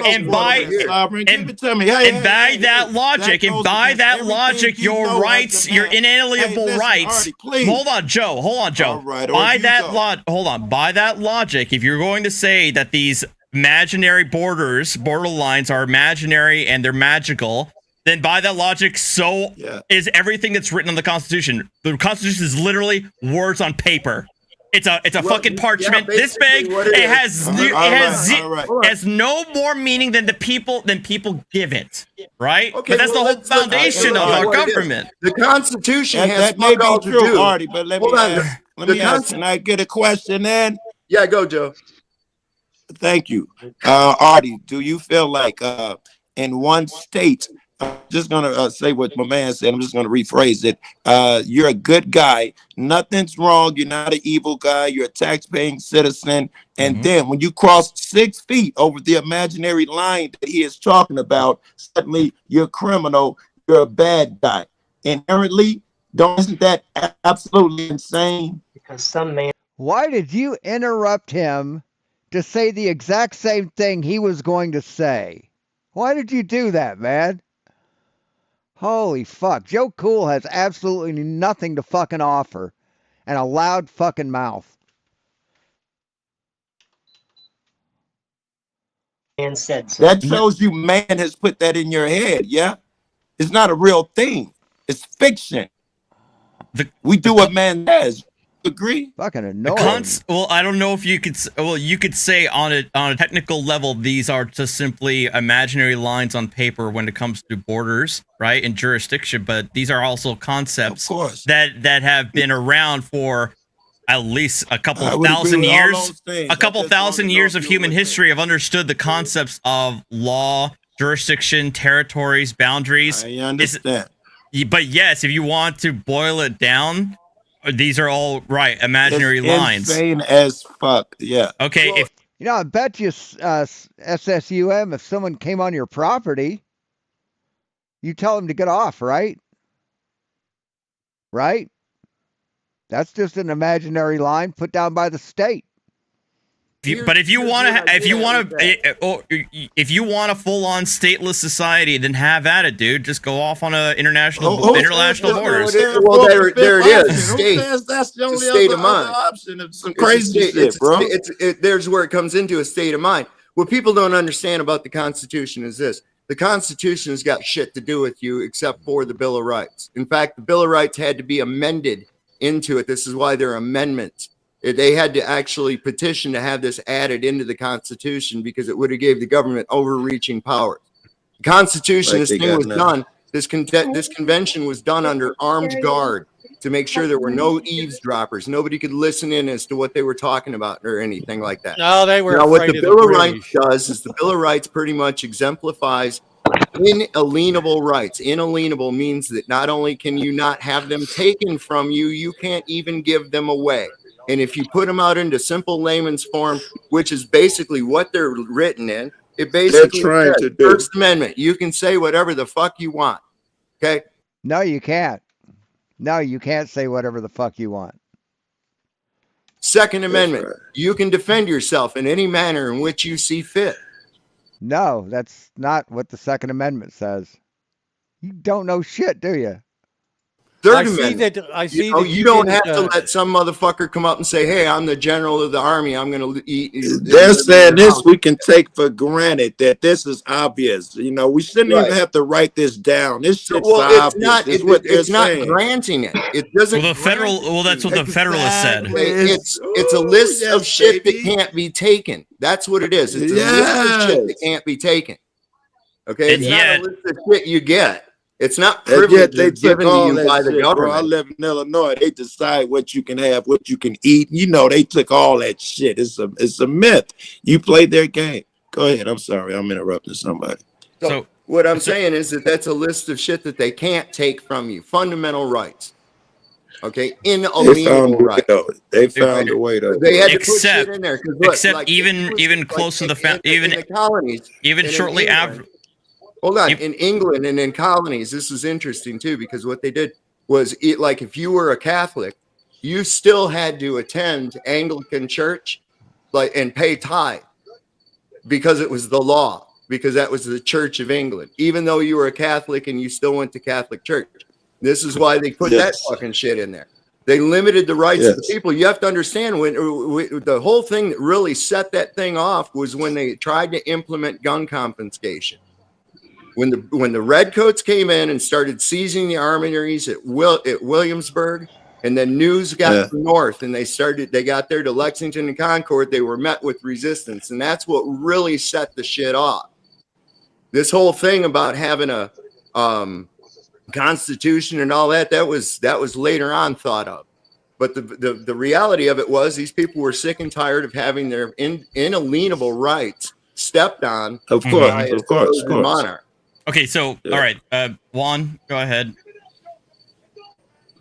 Well, I mean, like I tried to say, is the rights that are recognized in the United States and were talked about in the Declaration of Independence and then codified with the Constitution were something that the founders believed. Like they said, we hold these truths to be self-evident. Thank you, Persicity, for the 1999 super chat. Our country was founded on, we believe these certain rights exist just because we're humans. For no other reason than because we're humans. Whoever created us. They didn't use the word God on purpose. They used the word creator because a lot of the writers, I was not aware of that, but a lot of the writers of the Constitution had the faith of deists, which they believed in a supreme being, but they didn't believe that supreme being interacted with humans. So, you know, to say that the Constitution, for instance, is a Christian document or a document by God is wrong. I'm just saying that the people who formed this country decided that these are the rights that we're going to recognize as humans, and we're going to protect them from government. I think inherent in the article itself, in the document itself, they are saying that there are other rights. We're just pointing out a few. Others exist, and we haven't put these in here. I would think that's here's the deal, though. They're not saying they got every fucking one the first time. Here's the deal. You know, what the framers said also is that we have the right to reject and abolish a government if we don't feel that the government is serving us. The purpose of the government, according to the founders, was for the purpose of protecting rights, not regulating our rights and freedoms. And that is where everything has been turned upside down, so that even the Constitution is no longer followed by the government. Now we have all these exceptions. Like it's the greatest weapon. Okay, so like I was trying to say earlier, is there such a thing as an absolute right? Absolutely, there is. But you know what? Which one is it? We're going to turn it around, and we're going to say that there's not. You see, Is there such a thing as a guaranteed right? There is not. Absolutely, there is these rights, but are they guaranteed? Absolutely not. I mean, well, Archangel mixed quotes again. It doesn't say that they have the right to reject or abolish it. It says it has the right to alter or abolish. And altering And that's is what all I happens want to with, do. And if you're abolishing it, you're rejecting it. I'm sorry. yeah, but if you reject it, you don't have to abolish it. You can alter it, has been done numerous times through the amendment. And with all due respect, you know, it's not as if like that hasn't happened. New Jersey's Constitution was remade in 1948.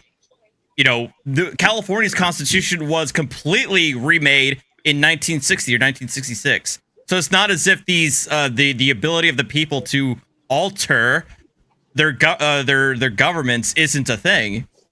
So, but here's the problem with that, Artie, is that relies on a democratic system and not a republic, and so. Oh no, we are a democratic republic.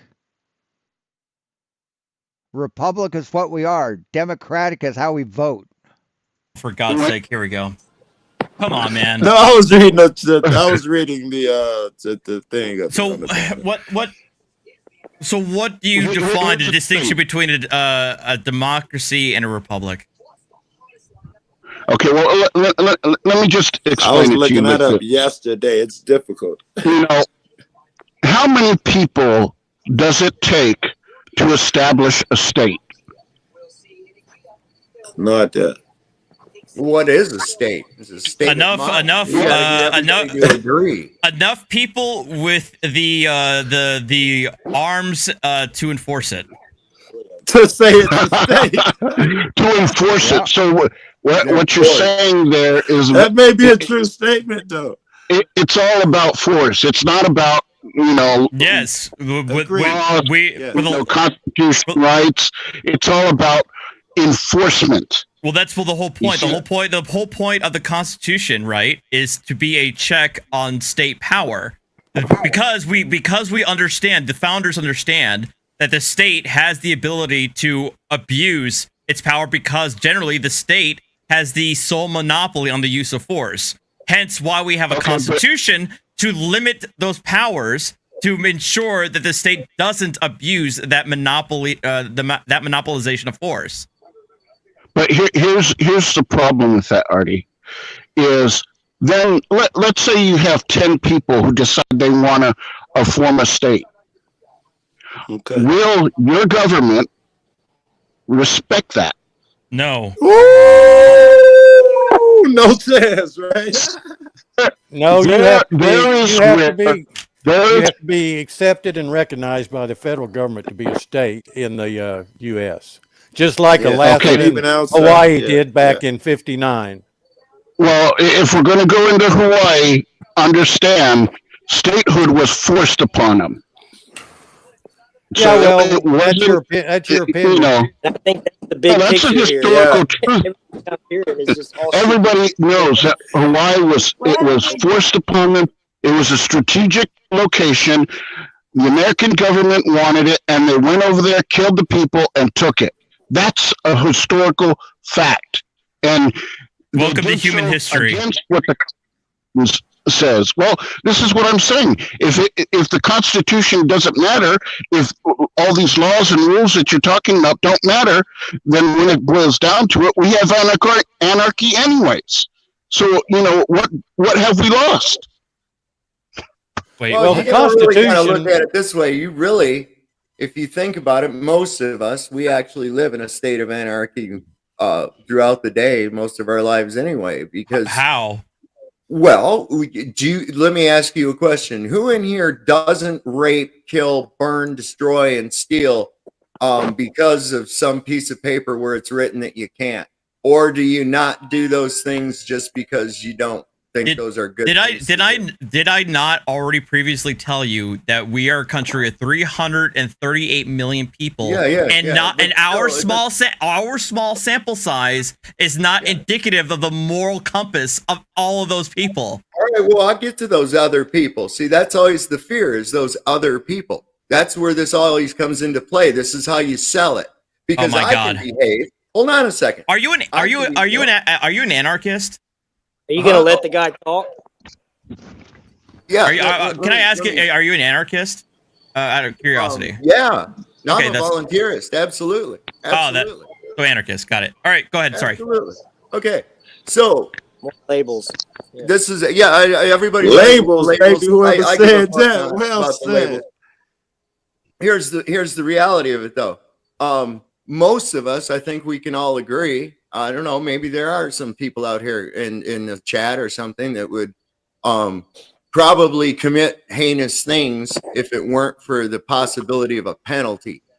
One that comes to mind is like Chili. I've seen him often say, oh, you're lucky I believe in the rule of law, or else, and he gets all like he's going to be violent.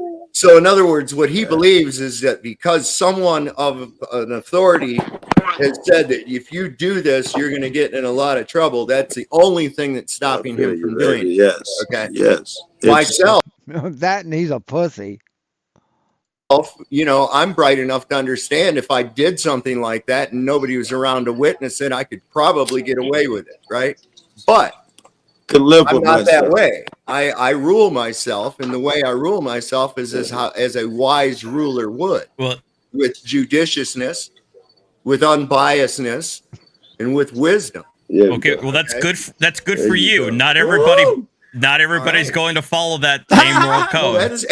That's all well and good. But his philosophy, Sabre's philosophy requires that you do no harm to other people. Okay, that's cute. In his philosophy, you get to exist in other people's philosophy. Well, that's adorable in a fucking utopian type of fantasy. No, I'm not. But the fact of the matter, hold on. The fact of the matter is that there are some people on this planet who do not give a fuck and will take advantage of others if they have the means to do so. And there are going to be others out here other people out in this world who do not have the means to defend themselves against such people. You're right. We join together and we form you must form a contract then. You must honor a contract when you join that group, right? Okay, so right now, do we have? You're agreeing by joining that group to follow its laws.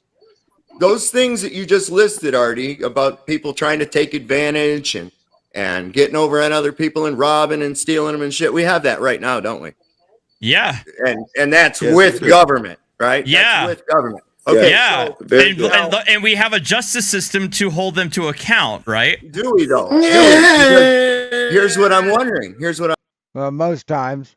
I'm wondering, with this supposed government, okay, with their monopoly on force, isn't it true that in most places, especially the higher the status of an area that it is, like Chicago, New York, they have actually taken away the ability of the individual citizen, to be able to defend themselves against such wrongdoers. Yes, they have, baby. And so, even assuming arguendo, do you think that an 85-year-old elderly person who doesn't have the hand-eye coordination to handle a firearm, who's living by themselves, and if they get robbed, where are they going to get their recourse?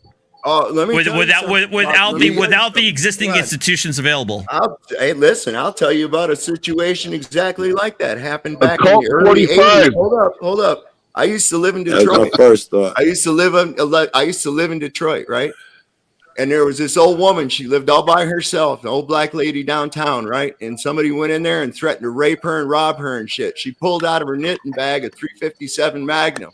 held that motherfucker at There you gunpoint. go. I literally Made just him call. Hold on, made him call 911. And then when yes, and tell them to hurry up because if they weren't there in 10 minutes, to just send the fucking hearse. Okay, so if and I literally just gave you the example of somebody who has arthritis and doesn't have the means to hold on to a weapon. Can't use And you got no neighbors, nobody looking out for him. Come on now, what's wrong? That's with that? Do you realize that people don't give a fuck about your neighbors sometimes? Again, this is such a utopian ideal. This is life. Have you never lived in New York?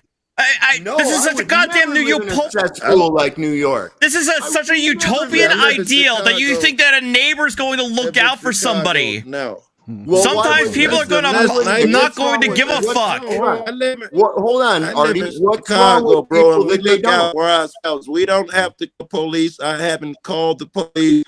My neighbors, we look out for ourselves. So basically, if you do, so in other words, if you do not, in other words, if you do not have the physical means to defend yourself, you're at the mercy of anybody who can take advantage of you, who could physically overpower you. That's the way it is now. Yes, that's the way it is now. They can be, except that there's a justice system, there's a police available to deter the crime and put these people behind bars.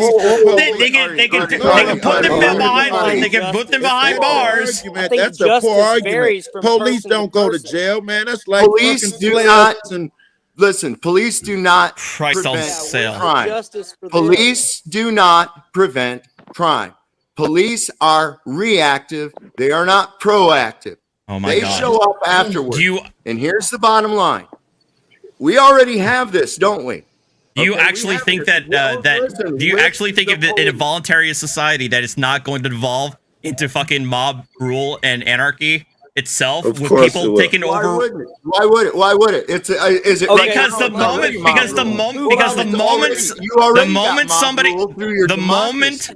the moment somebody comes in and says like, I don't want to be a part of your society, and yet they have a fuck ton of food and they're not sharing it with anybody, but you have a lot of guns and you have a lot of people, you're gonna take that shit, aren't you? Because there's no consequence for it. No. Because see, you're looking at it right there. What's going to stop me from doing that anyway? What stops me from doing that anyway? You're saying that I would be that. The social contract you've set for yourself. Fucking God. If you're assuming that without those magical powers, he's a pretty naive motherfucker, isn't he? And those magical pieces of paper and those magical people with special suits, that I'm automatically going to be that person. I could be that person. Hold up. I could be that person now if I wanted to. Why don't I? Because it's fucking wrong. Because you know there are consequences to it. You can occasionally get caught. No, because it's wrong. What you don't think that if you go rob your if you don't rob your elderly neighbor next door that they're not going to call the cops and you're not going to be investigated and you're going to be not going to be held to account, or is it just because of the goodness of your heart? Why won't I rob my neighbor? You're asking me why I don't. Yeah, if it was legal, I still wouldn't rob my neighbor, even if it was legal, bro.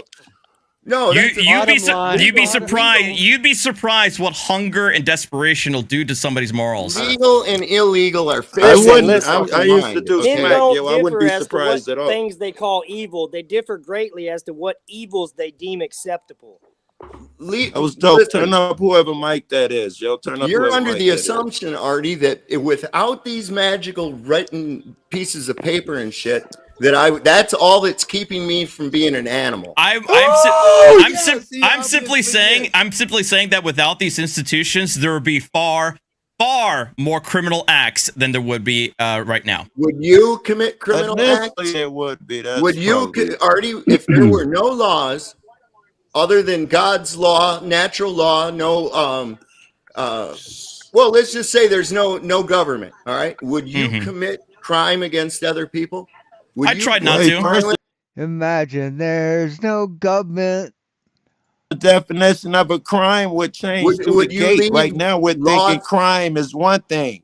We're thinking a criminal is someone who crossed that imaginary line. With wait, but we have to change our definition of crime. Okay, hold on, Sovereign. Who enforces those crimes against harm or loss? Right?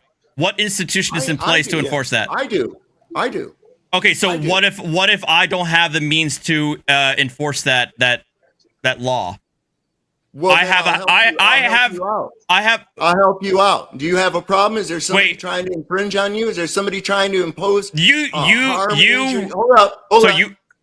You'd risk your life. You'd risk your life for a total stranger that you don't know, have no association with a firearm or something like that, against a potential mob who say they're going to take my stuff because they want it and they know they don't have any consequence for it. You're gonna hold on that. You want to know why? Yes. Sure, I would. You want to know why? Because I would want you to do the same for me.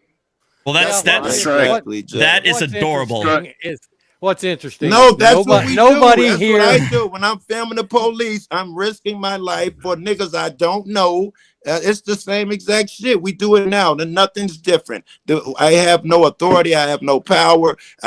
People can do what they want with me.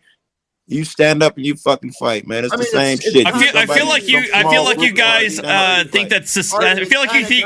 I honestly think you guys feel like your fellow man is far more altruistic than they really are. Oh no! Listen, Artie. I think it's very condescending for you to use the term adorable, but that's only a resistance to the thing of what I say all the time. You want to be the change that you want to see, right? So if I can be an amicable member of my community, know my community, and contribute back and forth with my my neighbors and it'd be a I don't reciprocal. hang out with them, but I know them, and if they need something, boom, I'm there, right? So, and why? Yeah. Because they're there for me. Same thing. Well, I find it interesting And that nobody here. Charming, but it's not that hard to do. It's not that hard to do. Well, I find it interesting really that isn't. It takes nobody very little here effort. has ever lived under this system that they're saying is so great. Nobody has any experience about it. Now, people in the past, hundreds of years ago, lived under it. I live under it right now. When?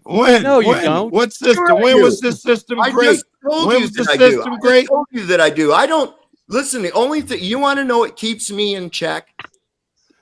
I'm not talking about you. We're talking then about what are a you talking community. about? We're talking about a community of people other than you, maybe 300 million of them, who don't think alike, who don't act alike, and you think, and you've never lived in a society where Who there's says we gotta absolutely think alike or no, act alike? absolutely Where do you no get, hold on, law. whoa. Where do you get this idea that people got to think alike and act alike? All it is I didn't this. say they did. All it I is said this. they are diverse, and that's why there are laws for a standard. Thank you, Vintage, for becoming a people want to sponsor. live by. Such The people as? got together back in Well, wait a second. the wait a second. Revolutionary War Who and gives- decided who they gives- didn't want to live under the divine gives right anybody- of kings.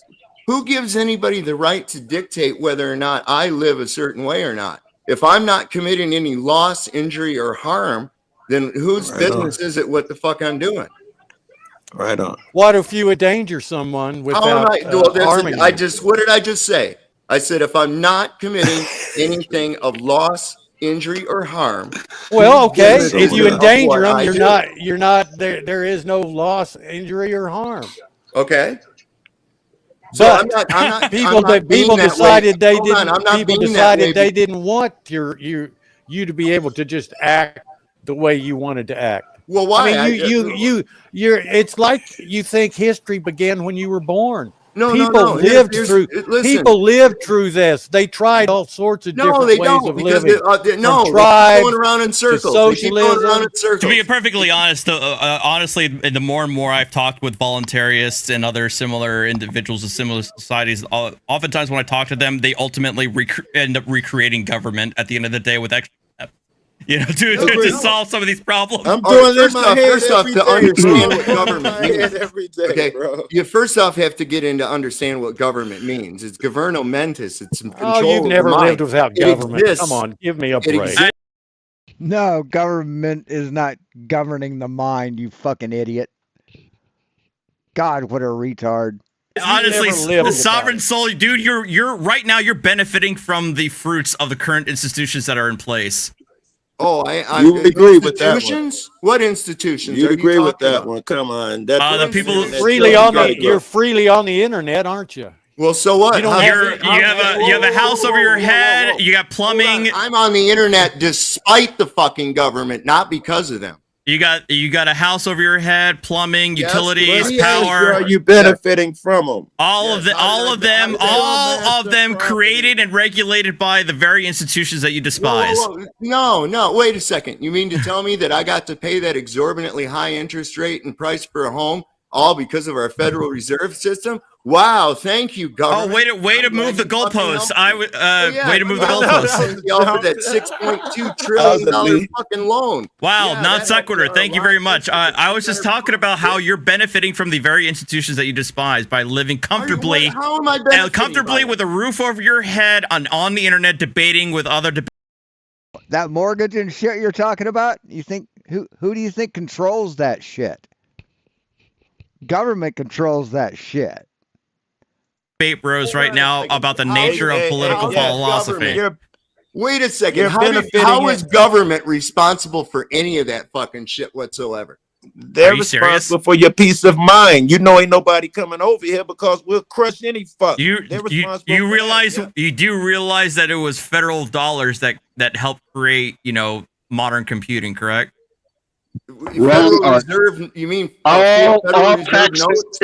for the people's microprocessors, transistor.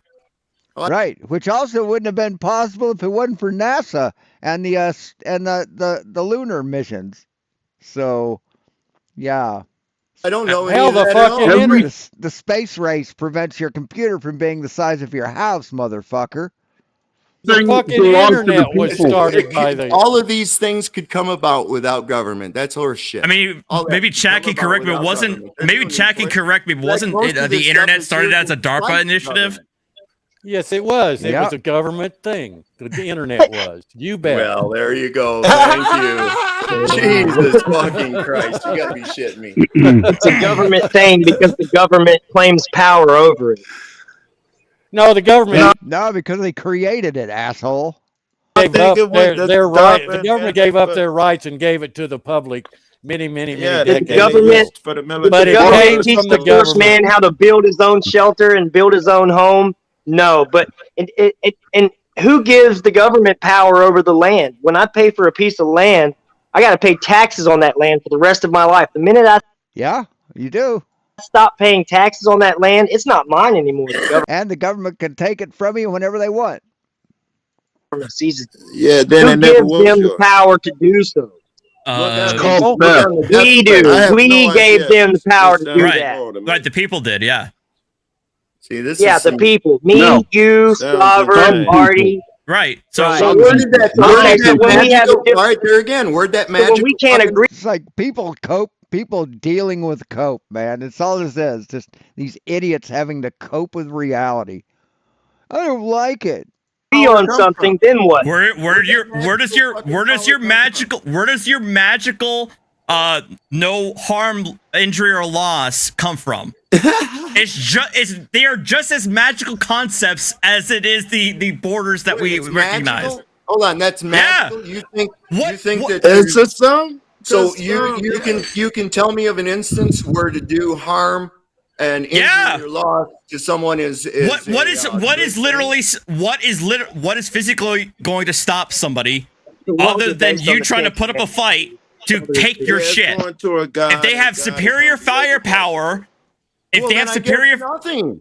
I guess nothing. Then it's all So magical. What stops them now? Then it's all magical. Thank you. Hold on, wait a second. What's stopping them now? The same motherfuckers are coming after you anyways. They just got magic suits on. Get the fuck on. It's the same thing. What the fuck? I got a question for Artie. All you're doing is giving a monopoly to a gang. You're giving a monopoly to a gang. That's all.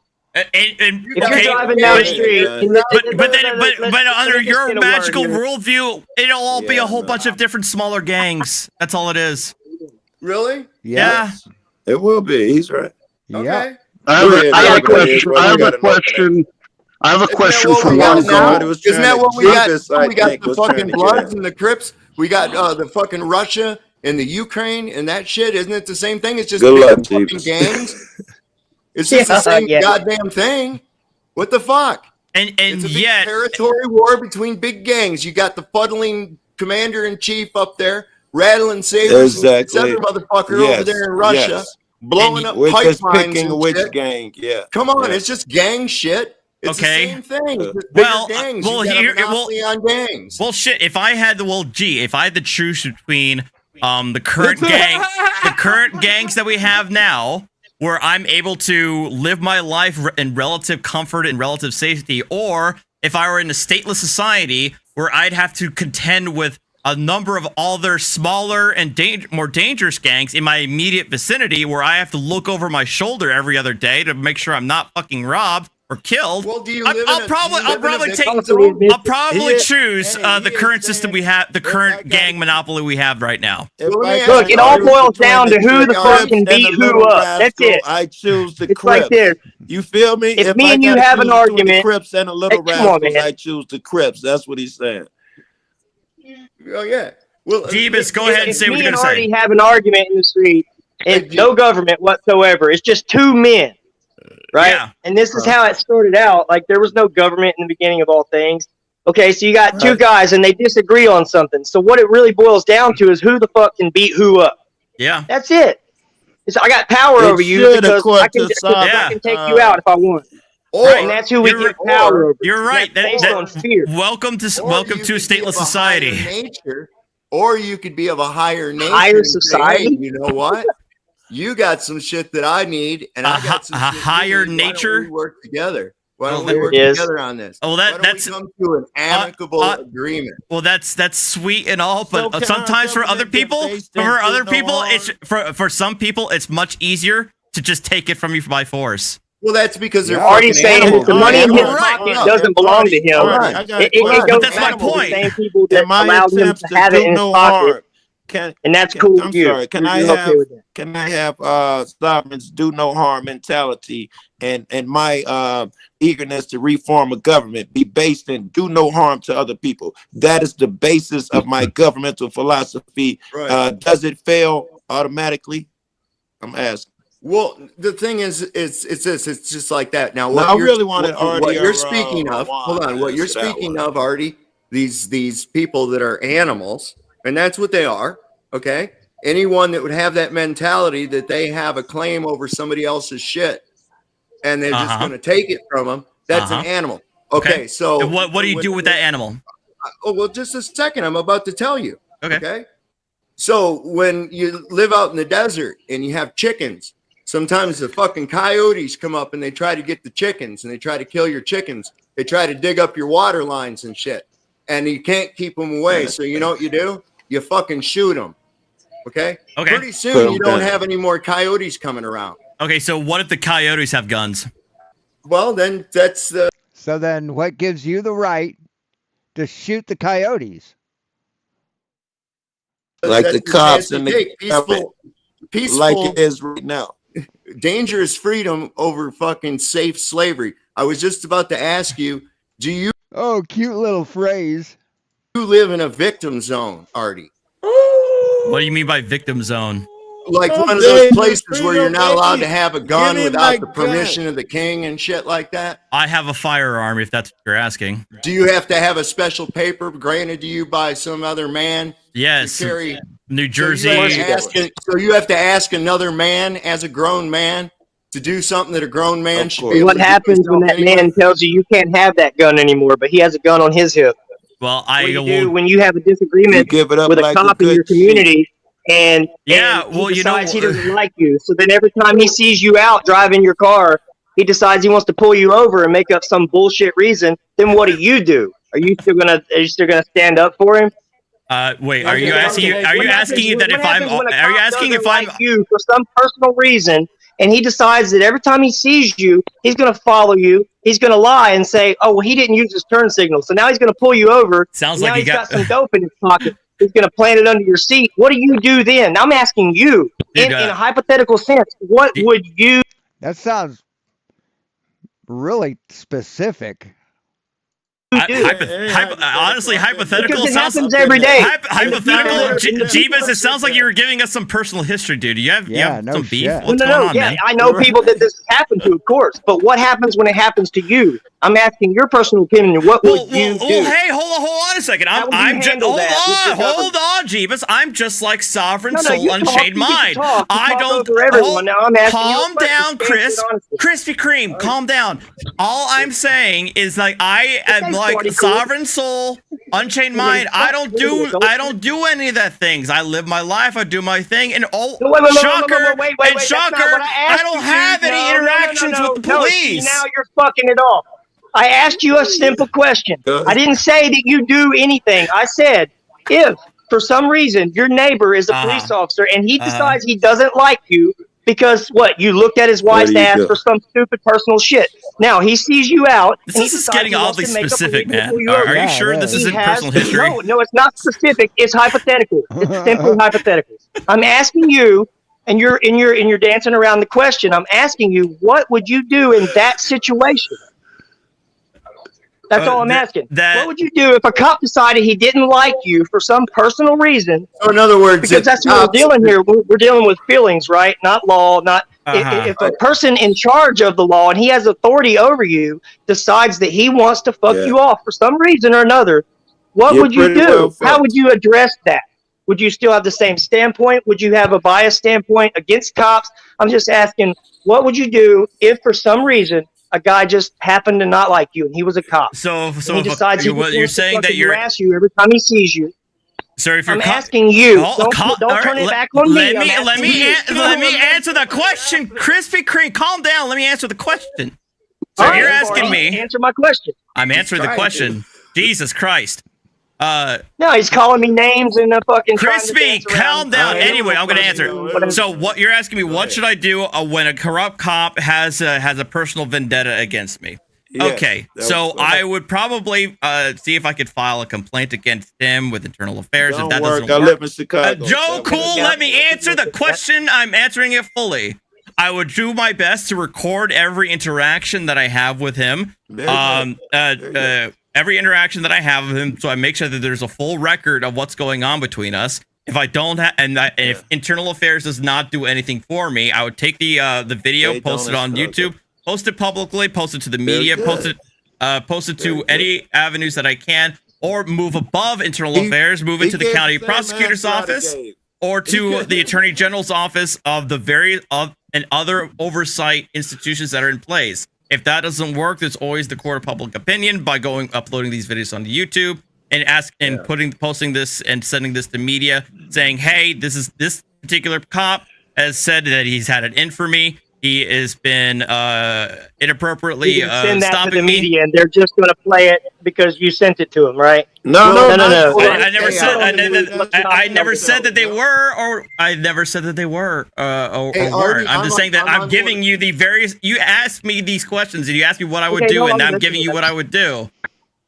All right, so listen, Artie, I'm on board with that because I'll tell you what I did. This is my own experience, okay? So we had a problem with this sheriff's deputy out in California. We were in Inyo County, and this guy just thought our little town was his little. Thank you, Deacon, for the $10 super chat. He thought it was his little kingdom. And thank you, Domestic Terror, for the $5. He pulled some shit with us, and he pulled guns on my son and shit. And what I did was I knew how they always have this tendency to investigate themselves and find that they've done nothing wrong. And so when I wrote the complaint, I made copies of it and I had them notarized, and then I sent them certified mail. So I gave a copy to the sheriff, the undersheriff, the attorney general, the governor, the lieutenant governor, and one to each one of the county council representatives. So this wasn't going in the waste paper bag. I want a piece of this shit. They ain't gonna do nothing. Oh, you want to bet? Next thing you know, he was on bailiff duty. They took him off the road, put him on fucking bailiff duty. And shit. Very good. Very good. Almost like a regulated society and a regulated government works. It's almost like it works, man. Isn't that weird? So you can do it that way. There's also enough exposure to it. There's also I completely forgot. You could also go directly to your city council meetings. Any way you can do to publicize what's going on and providing substantive evidence. Usually, video evidence would be the best piece of evidence that you can provide. that's what I would do if I had to deal with a cop who had a personal vendetta because I looked at his wife's ass apparently one time. Okay. And So- that would be the I normal was thing to waiting do, for you right? to Okay, revisit so that, bro. Okay, Yeah, so but Artie, I wanted to ask you this. Artie, I wanted Did to you ask you notice, this Artie, on this front right that here. So what you said you would do is exactly what we talked about that old woman doing as well, seeking help from others. So yeah. all you've done is exactly what rejected for that old lady example that you gave earlier on. So no, I mean, no, Archangel. I went to ask help directly to the various oversight and various institutions that could actually do something. I didn't resort to vigilantism. I didn't decide to get a bunch of my homies to ride with me so that if the cops stopped me the next time, we would all outnumber him and outgun him. You did. And probably That's kill what him. The public opinion. That's is. not what. That's not. That's what the that. court of I. public So I. opinion is. So I don't That's think it's. I don't think it's exactly an what you apt did. comparison. Modern day court of public opinion. I don't think it's an apt comparison. Perfect comparison. I wanted to ask you. You're on that. You were telling me you have a permit and you carry a firearm. And I respect that you carry and shit. That whole licensing thing. That's another. Well, thing. No. I can't carry. New Jersey's a bullshit de facto non-carry. Well, no, actually, no. The Supreme Court actually rejected that. The Supreme Court struck that down. So never mind. So anyway, what I was going to get at is, like right now, right this moment, if someone was kicking your door, if someone was kicking your door in intent on doing you harm right now at this moment, what would you do? I would get my gun, yell at them saying I got a gun. If you want to come in, I'll be prepared to use lethal force against you. And if they keep on coming in, I'll shoot them. Okay.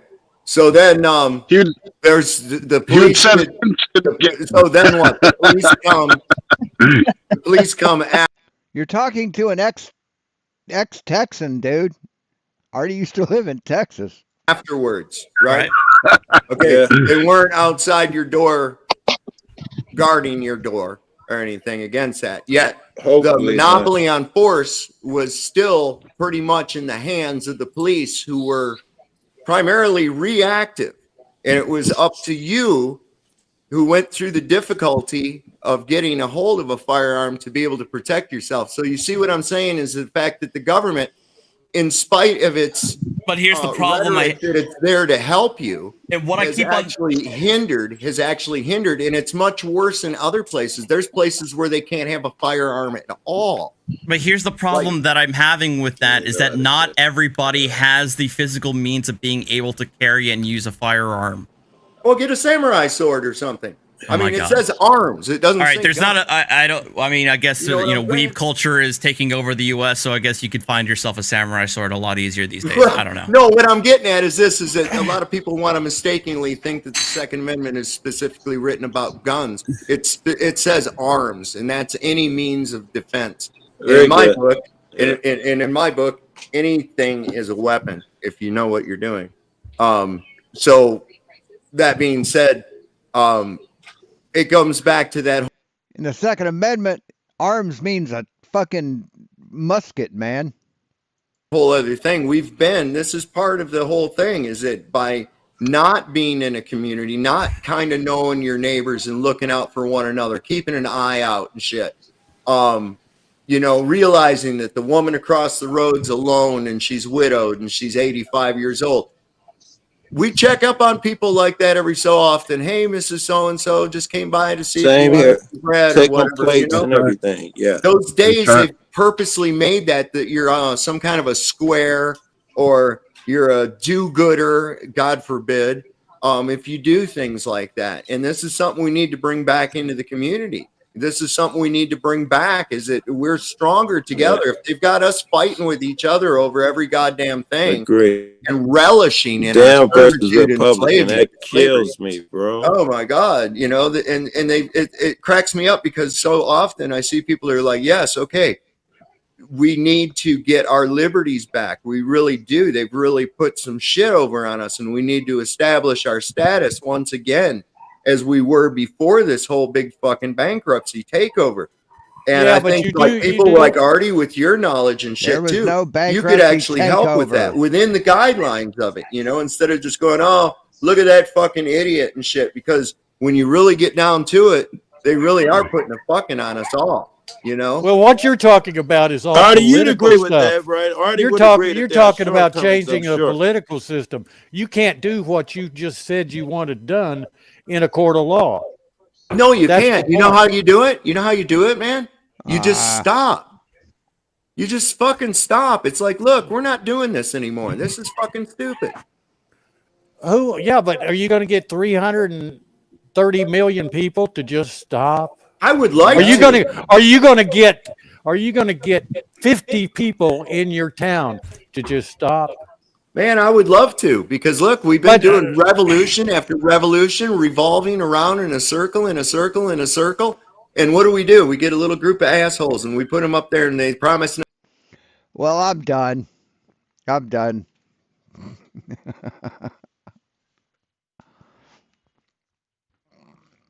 I'm tired. I've got shit to do.